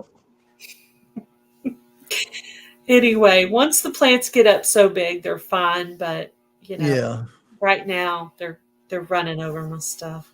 Like if I grow catnip, I always have to make sure it's up out of somewhere because we have cats, wild ones or yard ones or whatever you want to call them. They come around, and if they smell catnip, they'll go crazy over it. I grew catnip one time, but I don't know. Because it's actually a good herb to have. I heard that you can use it for humans too. Hello, Adrian, Deanna Backyard Gardener. We were talking about your seed swap earlier. And like tell them to bushcraft. Catnip on a dog. How many cats do you have, Bushcraft? Just 6. 6? Yeah. Somebody has more cats than me. I only have 4. 2 outside. I have one that's indoor, outdoor. The boy, his name is Bright, and he goes in and out. Curly Sue only stays inside, and the other 2 usually. We had one together until the thing that happened in 2020. Yeah. And the animal shelter was having a hard time with their animals and stuff because at that time nobody could go down there to volunteer or anything. So they were asking people, and they would actually leave the animals, whatever it was, a dog or cat, in boxes and tell you to come get it. What? And I ended up with some kittens that I was supposed to keep for a month until they got bigger. And then it got to where the person who ran the animal shelter got it, and they were in the hospital and stuff, so they couldn't do anything. So I was stuck with the cats or the kittens. And so by the time I was able to turn them in, I already got attached to them and said, well, I'll go ahead and keep them. Yeah. Thank you for coming in the Watt Live. Appreciate you. Hey, Watt. Yeah, there was a really pretty white cat with some orange accents in my backyard the other day. I was she was beautiful. I wanted to go over and pet her, but I didn't. Instead, I screamed at her to get out of the yard because I was like, you're a beautiful cat. I want to love on you, but I can't because I don't need no more. So I was on the phone with my mom and I was yelling. And she's like, "Don't you get attached to another cat?" I'm like, "I know, Mom. I'm yelling at the cat, okay?" But I did take the time to say, "Mom, but this is a really pretty cat," while I was talking to her. It was beautiful. It was white, but it had like a orange patch on its eye, and it just had little orange pretty accents in certain places. It was really cute. But it was mostly white, just with some orange, dark orange patches in certain places. It was really cool looking. The neighbor's cat had a litter, and that cat is an indoor outdoor cat. Yeah, my cat Bright is indoor outdoor. Curly Sue stays inside because the other two just stay in the backyard. They don't wander around or anywhere. The two of them get along and they just like each other and they just hang out in the backyard. I don't know.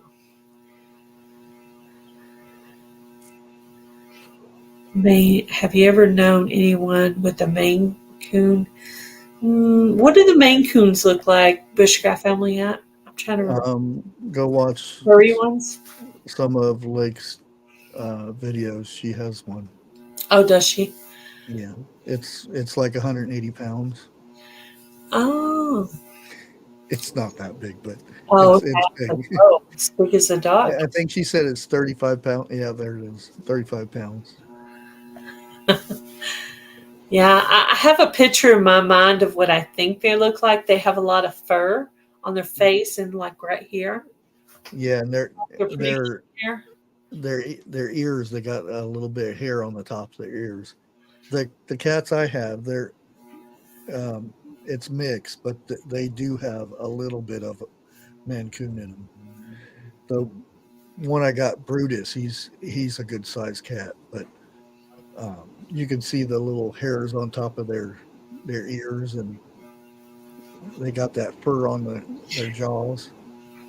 I ate about half a chicken and about half of a watermelon for dinner. That sounds good. Ooh, watermelon sounds good, actually. Yeah, It's a Bombay. not getting any good watermelon around here right now. Yeah, I bet they are. Pointy ears, big. I think I'm good till breakfast. Yeah, I think you are. Yeah. I made like a hamburger stew for dinner because it was kind of cold and rainy outside. So it's like, this is probably going to be the last like stew soup type thing for the year. But it was just the right day for it. So that's what I decided to make. So I just let that slow brew for several hours and then we ate it. There you go. That's a Mancoon. Oh, And they come in different colors too. But you notice the eye and that oh, pretty. big nose and that in their how their eyes are. Yeah. That's the easiest way to tell them. The nose and the ears are different. And the Yeah. pattern. Beautiful cat. Yeah, it is. Oh beautiful. yeah. Huh. Neat. Very cool. Yeah.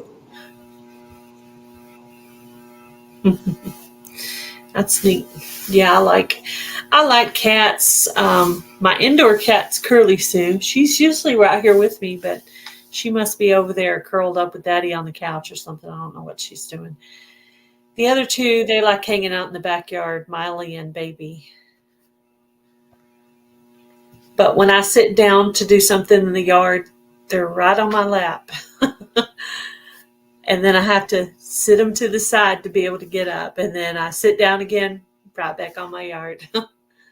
One of the coolest cats I seen somebody have, and it was an actual bobcat. that they had for when it was a kitten and they raised it. Mhm. Man, that thing would scoot around the house really fast. Oh, I forgot my hat is green. You can't even see it. Looks like I'm wearing nothing on my head. That's funny. Strange looking. Yeah. I'm not used to the green screen, like not being able to see your hands or whatever. It's weird. Yeah, every once in a while you jump up and down. Yeah. It's like you're on a bumpy road somewhere.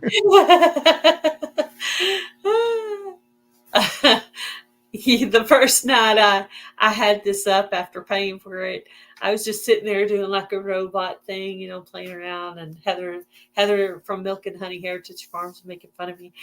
I'm like, yeah, but this is cool. Look at it. And it's like all of a sudden I'll have hands and then no hands. You never know what might come out of my mouth. Oh. My mom is probably turning bright red when she listens to these lives sometimes, because what is my daughter saying on this live now? Oh my goodness, I don't know her. Bombay, yeah. I have Bright is one of the orange color cats. Curly Sue is a orange and white cat. Miley is also an orange cat, and Baby, who used to be my mom's cat, but we have her now, is a black and white cat. Oh, I'll be back in a minute. I got to put laundry in before I forget. Okay. Anybody have any big plans for this weekend, guys? I'm hoping to get something put together tomorrow, make a little video of it for next week. I'm hoping for that. We'll see how that goes.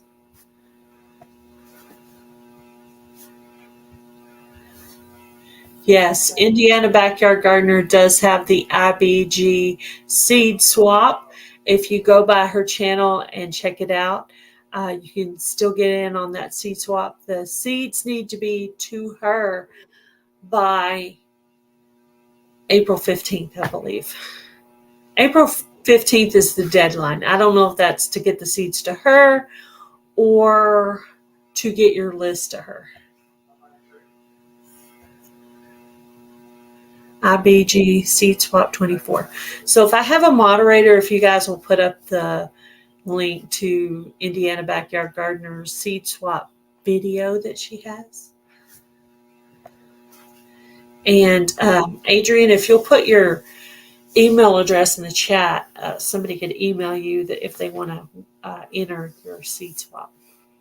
I believe it's Indiana Backyard Gardener at, I'm trying to remember if it's at yahoo.com or at gmail.com. There's so many people with different, I don't know which one it is. By the 15th. One thing I tried, and it didn't seem to work.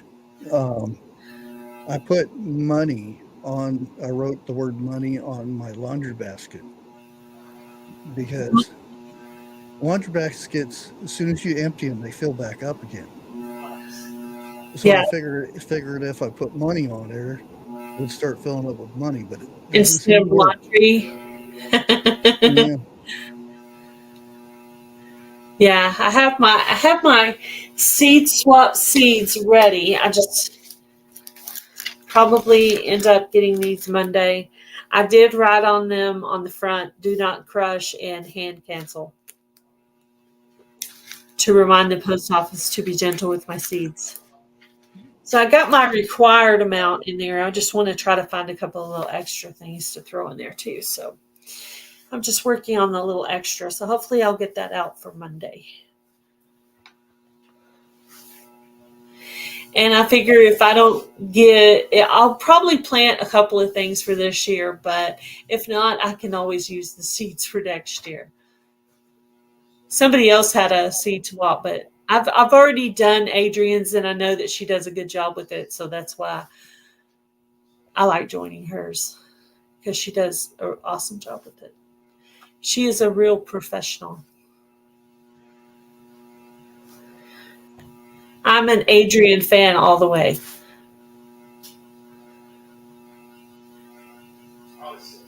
Donate them, yeah.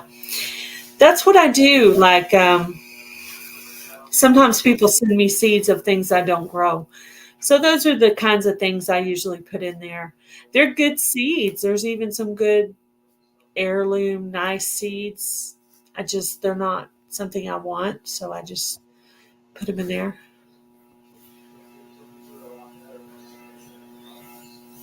I'm just wondering about seeds in general, sending them through the mail anymore. Yeah.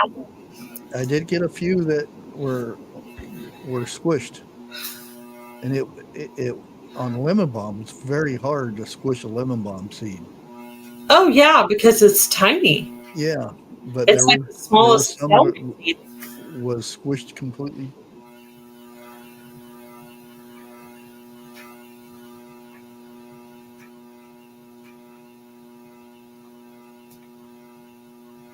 Yeah, I did that for about 3 or 4 days. I actually took a little bit of time off from YouTube for a while, watching videos and everything, all of it.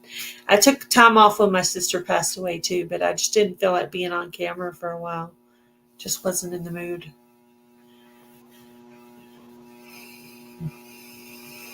Yeah, the vine borers.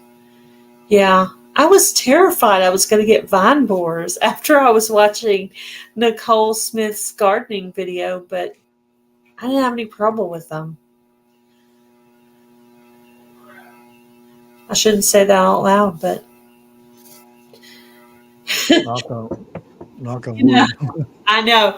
One thing though, when I got my seed swap seeds, there was two pumpkin seeds that I thought were squash seeds.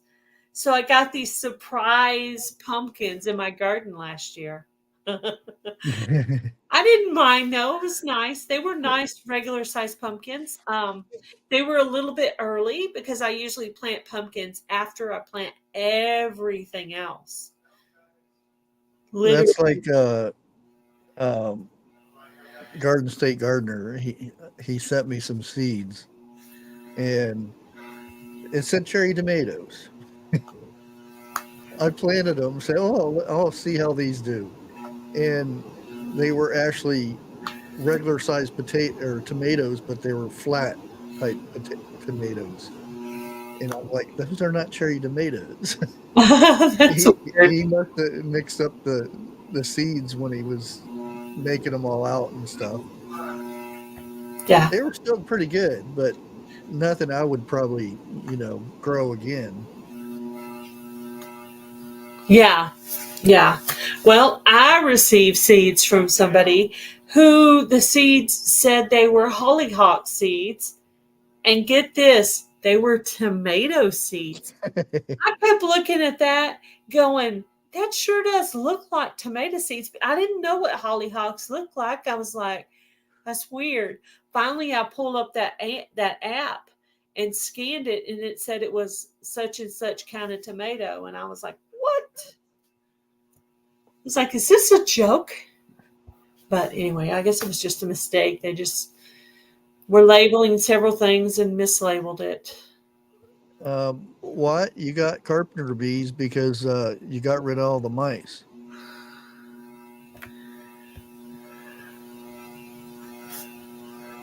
I was trying to figure out who's was it Lake? Is that who you were reading?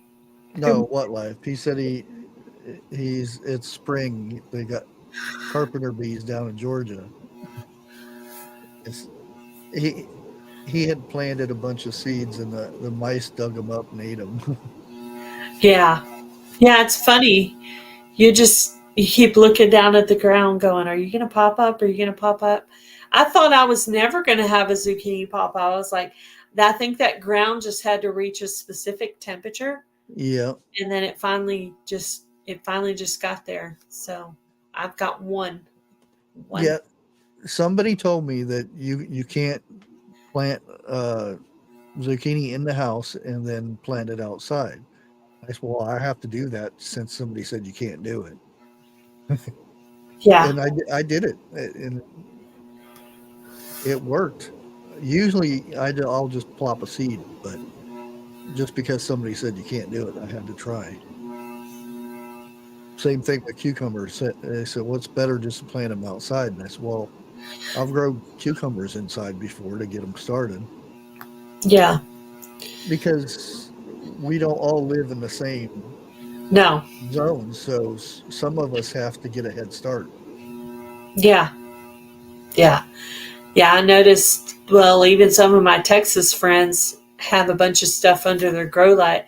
They're putting out big old tomatoes already. And I'm like, what? But anyway, mine are going to take forever to come up by seed, but that's okay. I got at least half of them planted. Somebody else is sending me some tomato seeds, so I'm just going to save the other half of my tomato bed for those seeds. But yeah, the next area to work on is that wild garden back there where I plant all the viney things. All the viney things. All the viney things, yeah. It's funny. I'm sure there's a technical term for the vine plants, but on my seed packets, the category for all the viney things is V. V for viney things.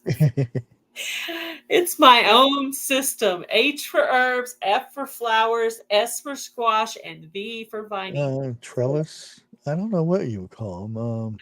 I don't know. I just well then I have my trellis stuff too. I have on the trellis I have cucumbers, cardinal climber, climbing spinach, hyacinth, and 4 o'clocks. That's what I have climbing on the trellis this year.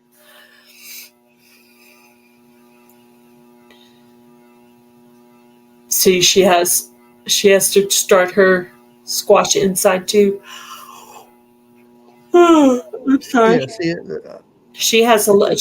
I don't see why you couldn't. It's not that delicate of a plant. I mean, cucumbers are more delicate than a squash is. Yeah. They said you couldn't transplant beans either, but I did that Oh yeah, when yeah. I did my what do you call it? Black eyed peas. Oh, my red kidney beans. That's the biggest plant in my garden right now. Is the red Kidney beans will go down. Well, Lake will have kidney beans before she puts her plants outside. Oh, really? And she's Oh, already got flowers. I don't have flowers, but I have about I don't know, it's about 4 or 5 inches. I'll have to measure it, but that's the biggest plant I have going right now. That's the biggest thing in my garden right now is the red kidney beans. And I planted them in 2 stages. I planted five or so, and then I planted about 5 more. So the second set is starting to pop up now. But yeah, I have about 5 up. Then something else was in there too, and I ended up just pulling it up. I don't know what it was. Probably random sunflowers. Because I composted last year with chicken manure and we feed them black oil sunflower seeds, we end up with sunflowers just randomly everywhere. How is the climbing spinach? It is my first time to grow the climbing spinach. It is up, but I haven't tasted it yet. Somebody had sent it to me, so I like spinach, so I planted it. Yeah, I got some seeds, and it was supposed to be it's spinach, and then after it grows up so much, then at the very top there's berries on it, tastes like strawberries. So I'm like, well, you get spinach and strawberries out of the same plant. I have to try it, but it never What? it never came up. Not one seed came Oh up. man, I hope my ground cherries come up this year. I really enjoyed those last year. They were so fun. So it might be Malamar spinach, Adrian. It could be. Someone sent it to me. So I'm growing regular emerald green spinach and then the climbing spinach. So it's a couple of different kinds of spinach in 2 different places. Loves the heat, yeah. Well, it does get hot here. The other set of spinach I have in the raised planter, so it gets a little bit of shade. I've heard a lot of people saying they can't grow lettuce in Texas. I'm like, what? I had lettuce growing all summer last year. I don't know what they're talking about. Butter Now, crunch lettuce is good. huh? Butter crunch lettuce. Yeah, I would probably drive people crazy with my lettuce because I emptied out a medicine bottle. I poured about 5 or 6 different kinds of lettuce in there, and it's literally just a mixed bottle of lettuce, and it's just bunches of different kinds because I like mix. I like a mix. So they're like, "What kind of lettuce is that?" I don't know. It's a mix. It's mixed lettuce. I don't remember all the names of everything. I do. That's what they do with their, when you get a bag of seeds that says mixed lettuce, that's all it is. Just a same thing with um, the mixed carrots, the Mhm. different color ones. It's just a bunch of different varieties. That would drive people insane. But if I have 3 packages of cilantro, I'm going to put them in the same seed container. If I have several kinds of carrots, I'm going to put them in the same seed. That's just me. Everybody's different. Um, if I remember the name of the specific plant, I'll tell you. Like I remember because I just planted this year evergreen bunching onion and I made a label. But yeah, and Walla Walla onions because I got the survival seeds.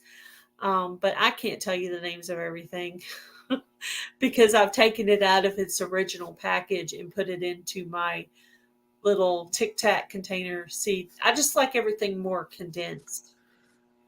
Looking at it that way makes it harder for me. I like it more compact looking. Yeah, I've got a airtight Personal way.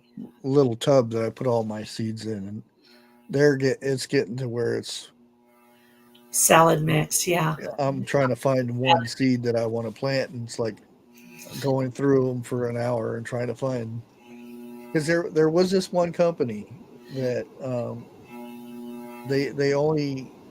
they would pick one day of the week when you could buy the seeds, and they were real cheap. And all they did is put them in a little Ziploc bags, and then put a label on what it was. And unfortunately, they're not in business anymore, which really sucks. um, but you could go in and order like $10, and you would get tons and tons of seeds because it was, um, instead of getting the little paper packs of seeds, it was all in a little plastic Ziploc, and you would get like 50 seeds or 100 seeds Mhm. for 50 cents or 75 cents, and they were all grown in little cubicle areas in his garden, in his greenhouse too, which were all blocked off with um, netting and stuff. Pax's Seed Company. No, That's what Adrian said. That was Pax's Seed Company. no, it was. I can't remember the name of it, but I don't even know if I still have the link. Oh, it was Little Shop of Seeds. Still have the link, but there's nothing there now. I would drive people crazy with my organization the way I do, putting all my lettuces together. These people be like, "Oh no, she's mixing them, and that's 5 or 6 different things. What is she doing?" But they're all lettuce to me. They're just lettuce. Now I don't mix my flowers. Each herb is its own thing. But if I have, you know, 3 or 4 different kinds of cilantro, I'm going to put them in the same container. don't really care what variety they are. Cilantro is cilantro. I have a simple brain. I'm sorry. I would, and it didn't matter if I was never going to grow any of that stuff, but I bought tons of his seeds. It I was, was going to have him up on my channel one time, but he said he's too busy. ooh, well, Paxis was his channel. Paxis 55712. She knows who you're talking about. Yeah, it's a shame that it's not there anymore because I used to I would go and buy seeds even if I was never going to use them. And he always had a picture Have a you had picture of anybody it send you seeds for free before? Have you ever had that? from a seed company. Yeah, Yeah, Haas Tools does. I'm not they supposed to send say you anything seeds. though. Oh, that's okay. I won't tell anybody. Nobody's going to hear you. There's only 7 people. Well, I had him up on my show. It was I did an interview with him and we were talking about some seeds and he sent them to Thank me. you, Lake, for coming by. Yeah, I had this company called Carrot Head. I think it was called Carrot Head. They said Carrot Top. Carrot. I want to say, well, he had a channel, and last year I was following his channel really, really well. And you know how it is. You get busy, you get off doing other things, and then you forget. You're like, what was his channel name? I don't remember it. Maybe he'll start following me again now that it's getting gardening time. But his name was Cody, I believe, which is my brother's name. That's why I remember it. But yeah, he sent me some free seeds. He sent me like 10 or 12 packets of free seeds. Yeah, it's Let's see like if it says it on here. I think I put one of them in my seed swap because it was something I don't grow. that's what if I get a van or a bus or whatever, I want one of the Carrot places I coyote. want to go is in Georgia. Well, I'll have to stop by and see what life too, but Carrot um, coyote is the name of the company. Haas Tools is in Georgia. This is some seeds that I'm sending to the seed swap. I also have some seeds from Garden State Gardener. Tamarello dwarf tomatoes. You can't even see the packet. What else? Oh, lemon cucumber. Yeah. And then I got a whole bunch of glass gem corn seeds. And so I actually made up a pack to put in here for somebody else to try to grow some of those. Because it was way more than I would need. So I shared that with somebody. Whoever gets that. I just got to figure out where I'm going to plant them. I don't know where I'm going to plant them.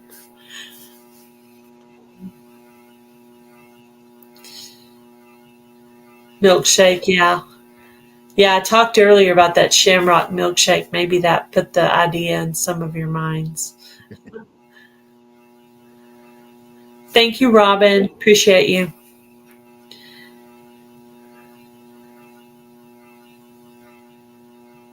Oh, did you see what Life said to you? Yeah, I'll probably go get his because he's always talking about his tacos he gets. Yep, love tacos. Yeah, I love getting seeds from Joe too. Probably a lot of my seeds actually came from Joe.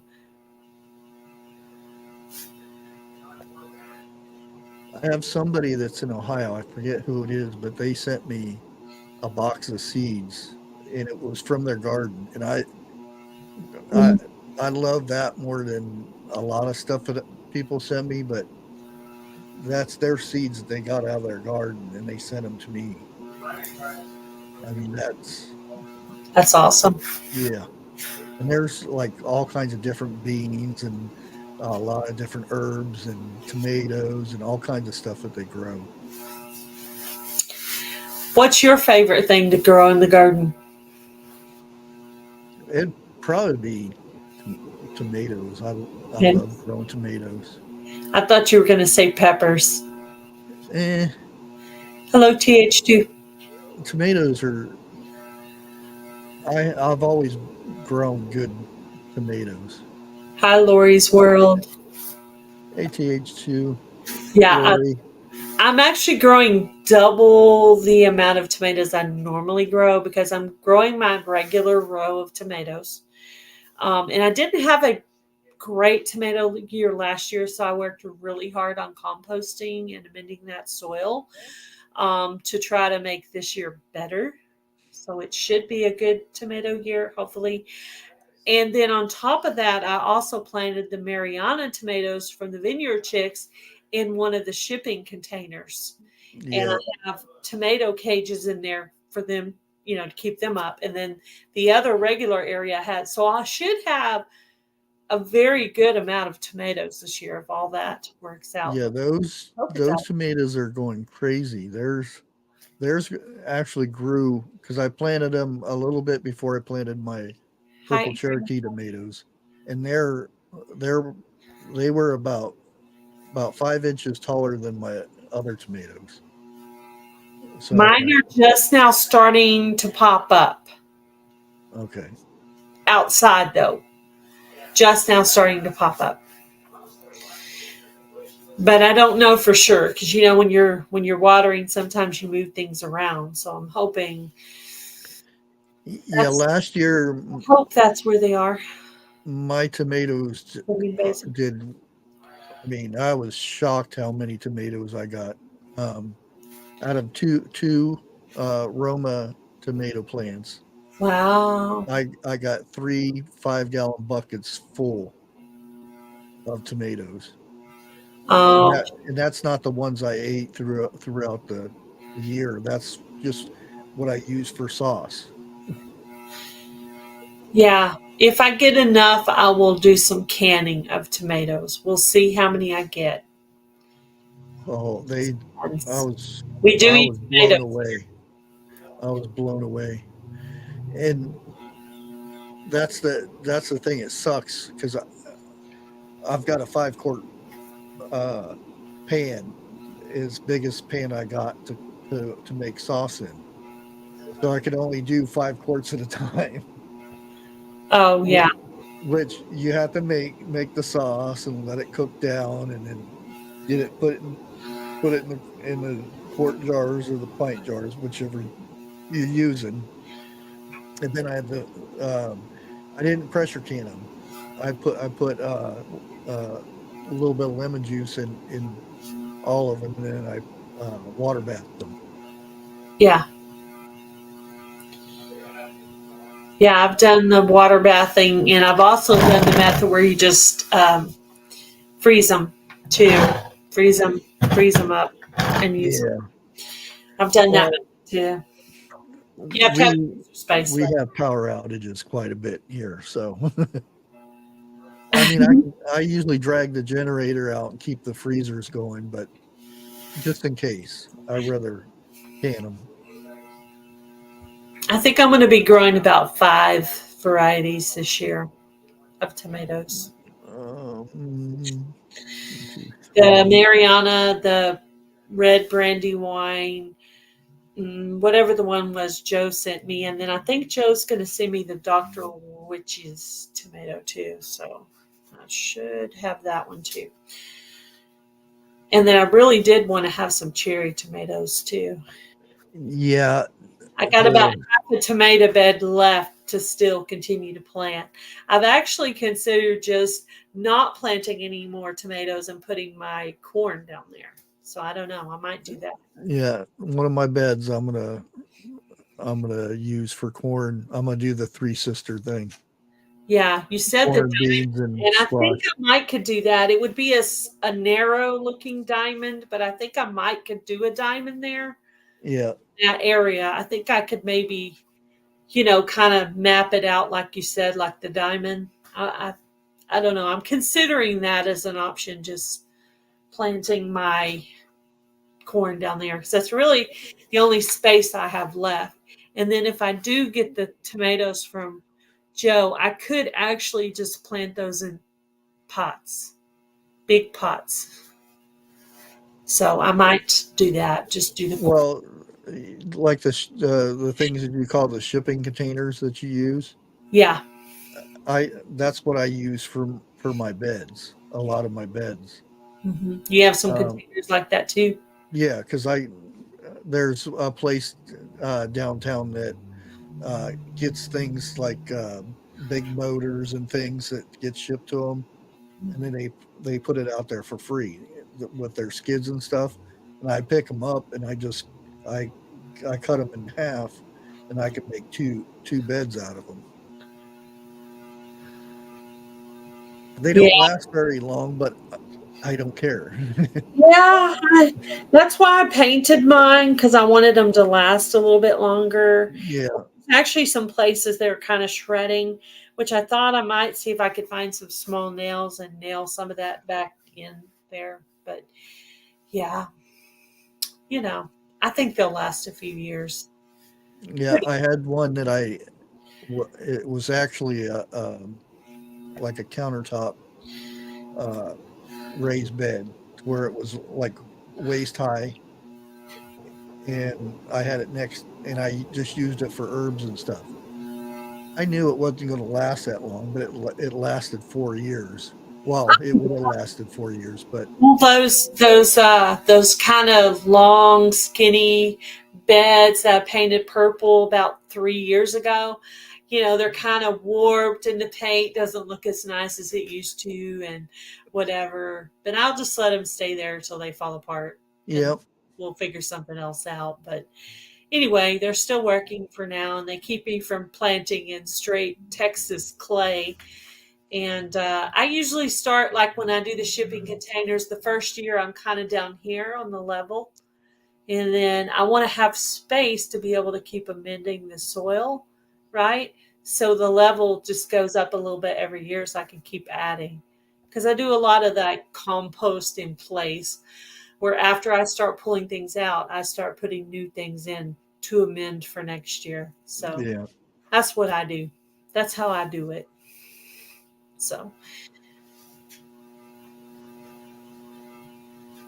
Yeah, I'm actually shocked. No tilling was done to the garden this year at all. Yep, I might do that. I might end up just throwing my corn in down there because really I have enough tomatoes. last unfortunately last year I didn't have any cherry tomatoes, but the year before I got the um, chocolate drops cherry tomatoes or something like that. It was it kind of looked more purple than it did chocolate, but they were pretty good. I mean, they weren't like woo the best, but they were pretty good. And that's those ones I got from Joe too. I believe the Sweet 100 is what I planted last year that I got from Joe. The one seed that actually did come up. I believe that came from Joe. So usually, if he sends me something that I consider a better quality seed than what I have, I'll just plant what he gave me. But I didn't want those yellow. I don't usually do yellow tomatoes. I usually just do some kind Yeah, of the chocolate ones were pretty good. where I they mean, they don't taste like chocolate, but I think it's just the way they kind of look. yeah They brown were look. dark, kind of dark purple at the bottom, and it kind of had streaks on the side. Mhm. Oh wow! I've almost been on here for 3 hours. That's crazy. Well, that should help the watch time. Yeah, and chat's been real active, so that'll work. That'll be good. Yeah, yeah. You seem to attract a crowd, so the crowd got bigger when you got here. So Well, I just looked on there, and evidently, when I shared you out, it didn't actually share you out. no. Oh, Yeah, I have an you issue with came in that and saw sometimes. you and stayed. I think that's what happened.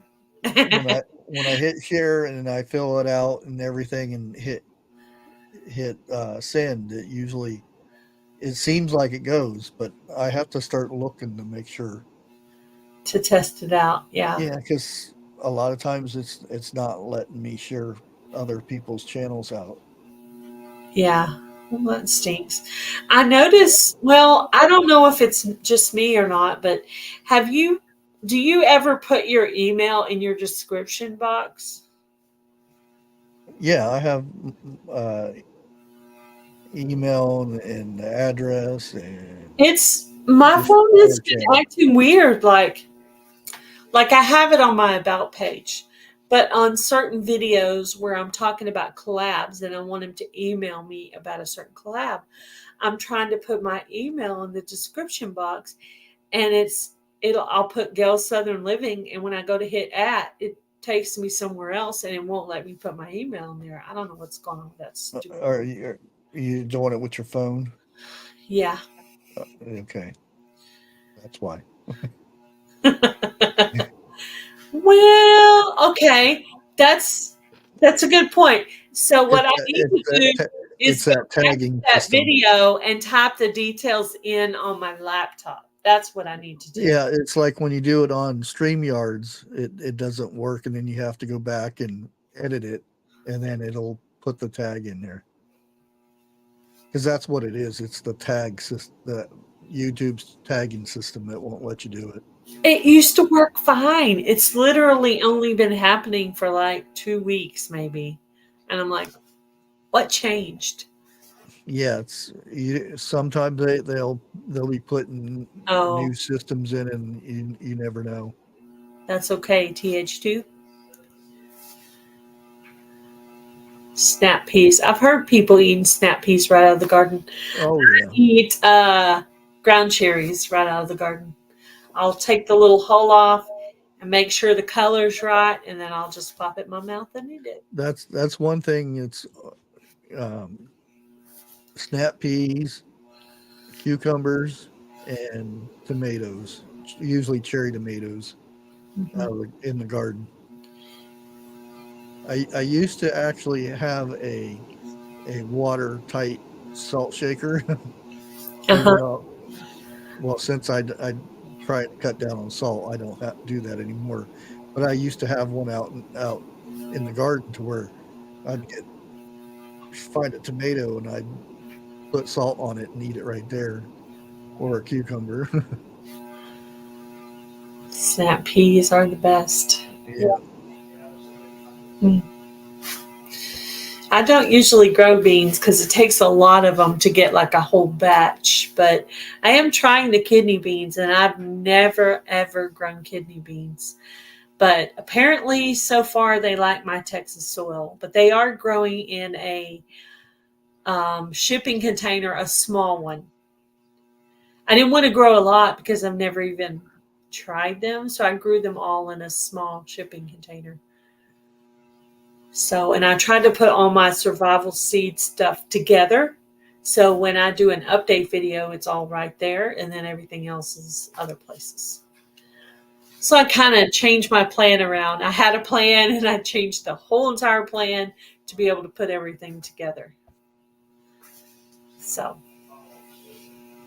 yeah. I was actually thinking because I came across a place that sells spores for mushrooms and stuff. And I've got a big log in my yard right now from the tree falling down. So I'm thinking pulling the bark off of it and drill holes in it and grow some mushrooms out of it.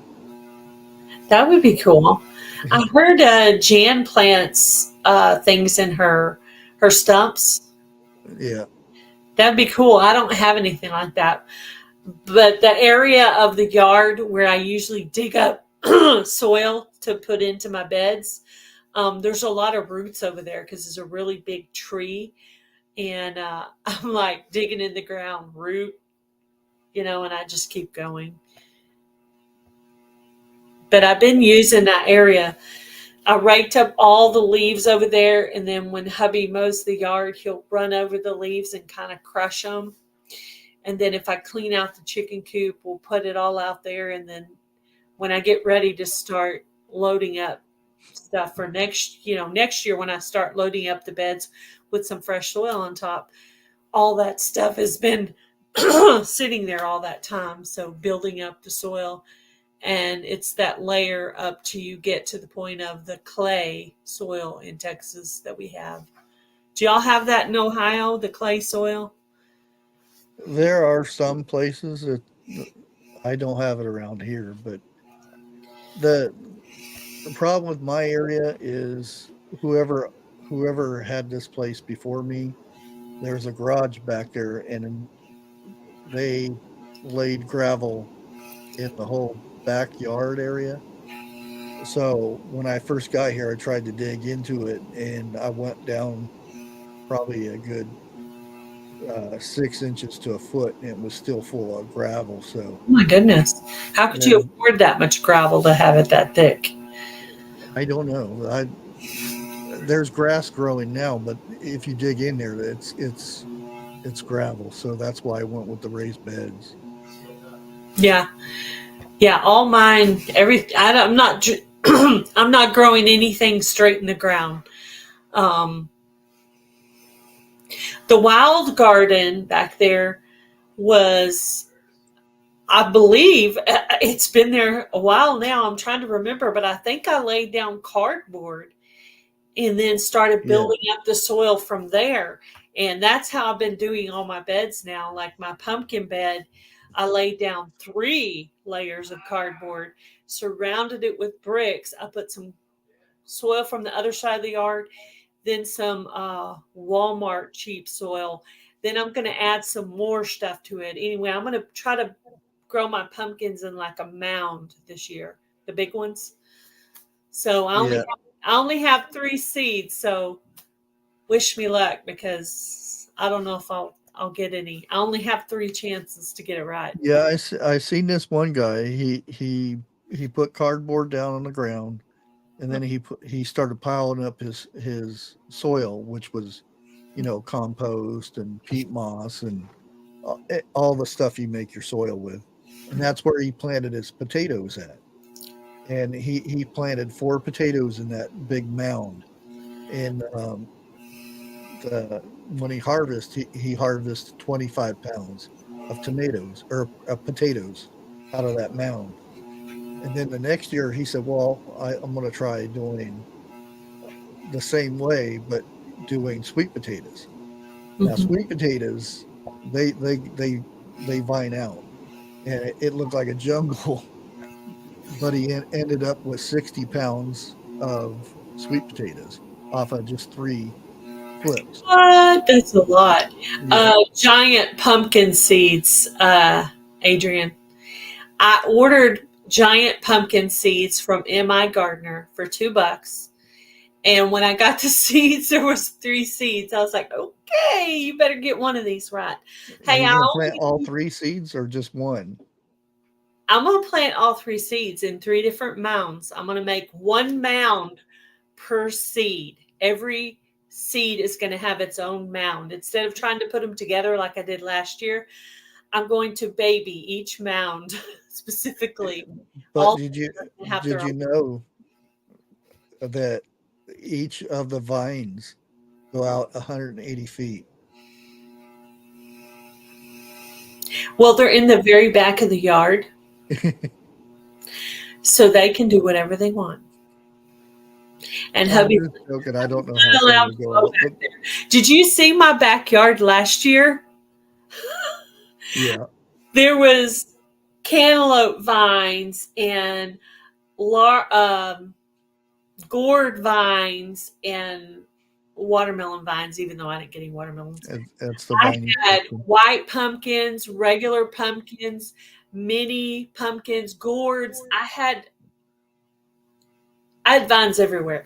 And so yeah, I know that I need to have them somewhere where they're all at the back of the yard, so they can just Yeah, Dell's going to plant them giant ones, and then they're gonna the do next whatever. video will be should I climb that beanstalk? Yeah. Well, I had the mound from last year already done. Okay. And then I made a new one. There's space in between those. And now I just need to find the room for one more. Instead of putting it in the wild garden with the rest of the crazy vines, I'm going to make it its own little mound somewhere else. Maybe like where it can go toward a different place in the back of the yard. But it has to be where I can still get to it with the hose, obviously.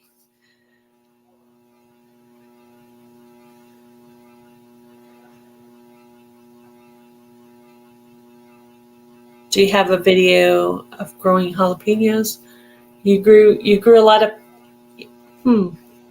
My jalapenos did okay last year, but my cayenne peppers did better. Oh, cayenne peppers are. You get a 6-foot bush out of those, you'll have enough peppers for 10 years. Yeah. They grow so many peppers. It Oh, really man. only takes one. I actually had so many, I actually sold some last year. Hubby took like a quart or sandwich size bag of peppers and sold them to the people at work. So I actually made money off of them. We kept some and we sold some. Because it's not something you can just go in the store and buy. Yeah. Fresh cayenne peppers.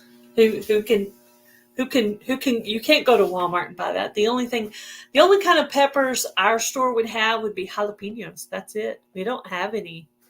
You might be able to find a banana pepper, maybe, but there's no way you're going to find any more than that.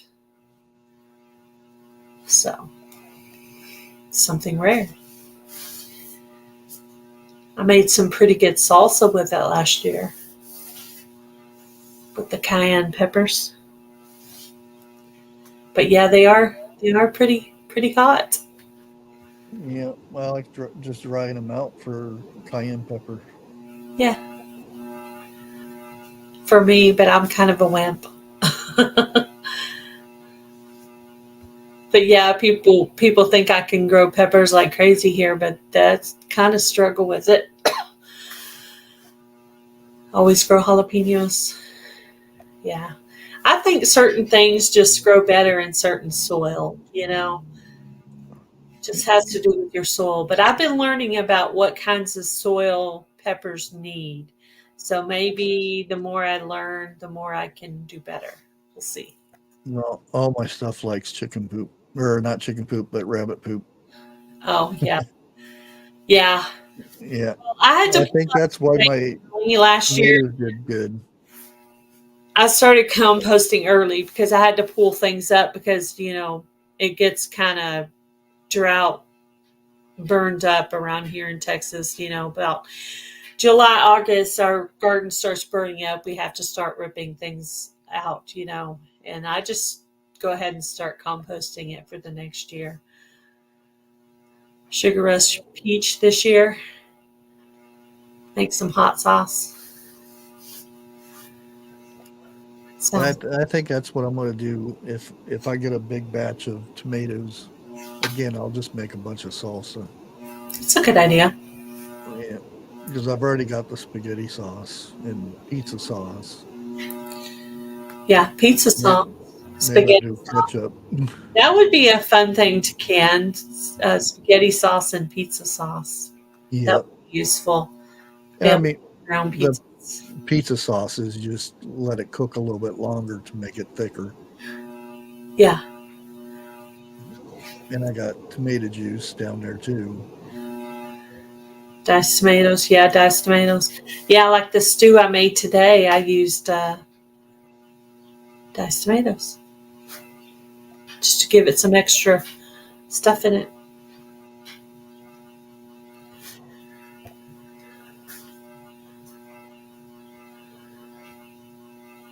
Chili and stews. Yeah, me too. I like to do that too, Adrian. Definitely. Well, I think I'm probably going to get off of here. 3 hours. That's a lot of sitting for me. I'm a busybody. I'm usually all around doing stuff. So anyway, thank you for coming up, Charles. I appreciate the conversation. Yeah, no problem. Awesome. Thank you for coming up. I sent the link out to about maybe 6 people, and you're the one that hit the button. So thank you. Thank Yeah, you for making me. that's what I do is like on certain days when I just have whatever we talk about, I just send out a bunch of links and whoever comes. Yeah, that's what it was. It was like no obligation. Just I send it out to some people that would be Yeah. good to have a conversation with, or even people who need to watch hours, because I have that thing where you can do I go. think I actually even sent one out to Mountain Grandma last night. Oh, did you? Yeah. I Yeah. felt bad. I was like, oh man, I really want to go on, but my tooth, I think I had eaten and it was kind of hurting right there. And I just kind of laid down and I did pull up your live and just listen to y'all talk for a while, but I wasn't quite chipper enough to be having conversation. But I think Yeah, it has to do with I when I think ate. we ended up, let me see. I don't know if it shows on here. No, it doesn't. Let me see if I can bring it up.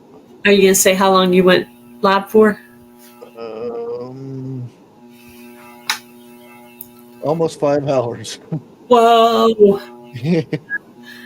Wow. Well, I know I wouldn't have stayed on 3 hours if you weren't here talking to me. I probably would have done my hour and got off and went on.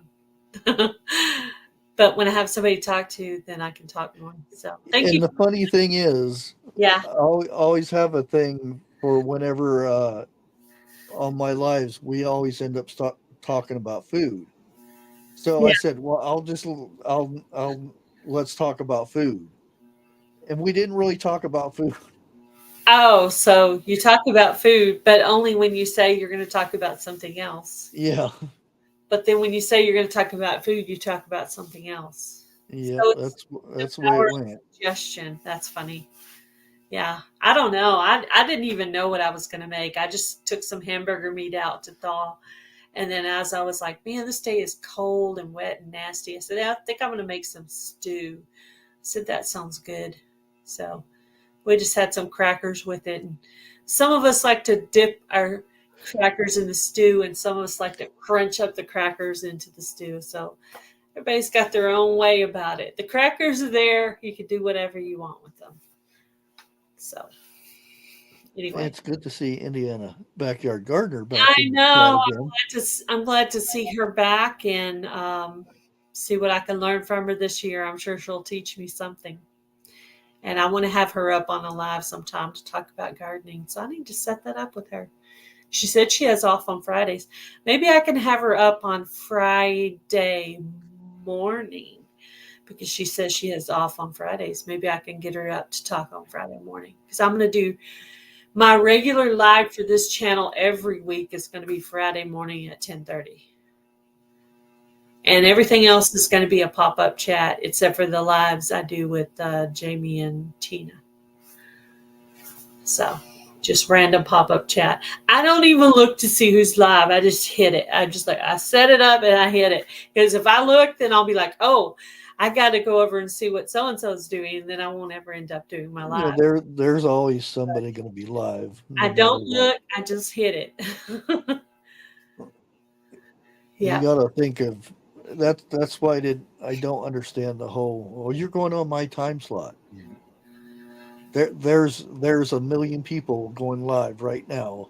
Yeah, there's not a time slot. Now you do want to try not to go against your best friend or whatever, but Yeah, we all didn't go live when somebody else was going. We would never literally ever go live. So we just gotta go live and see.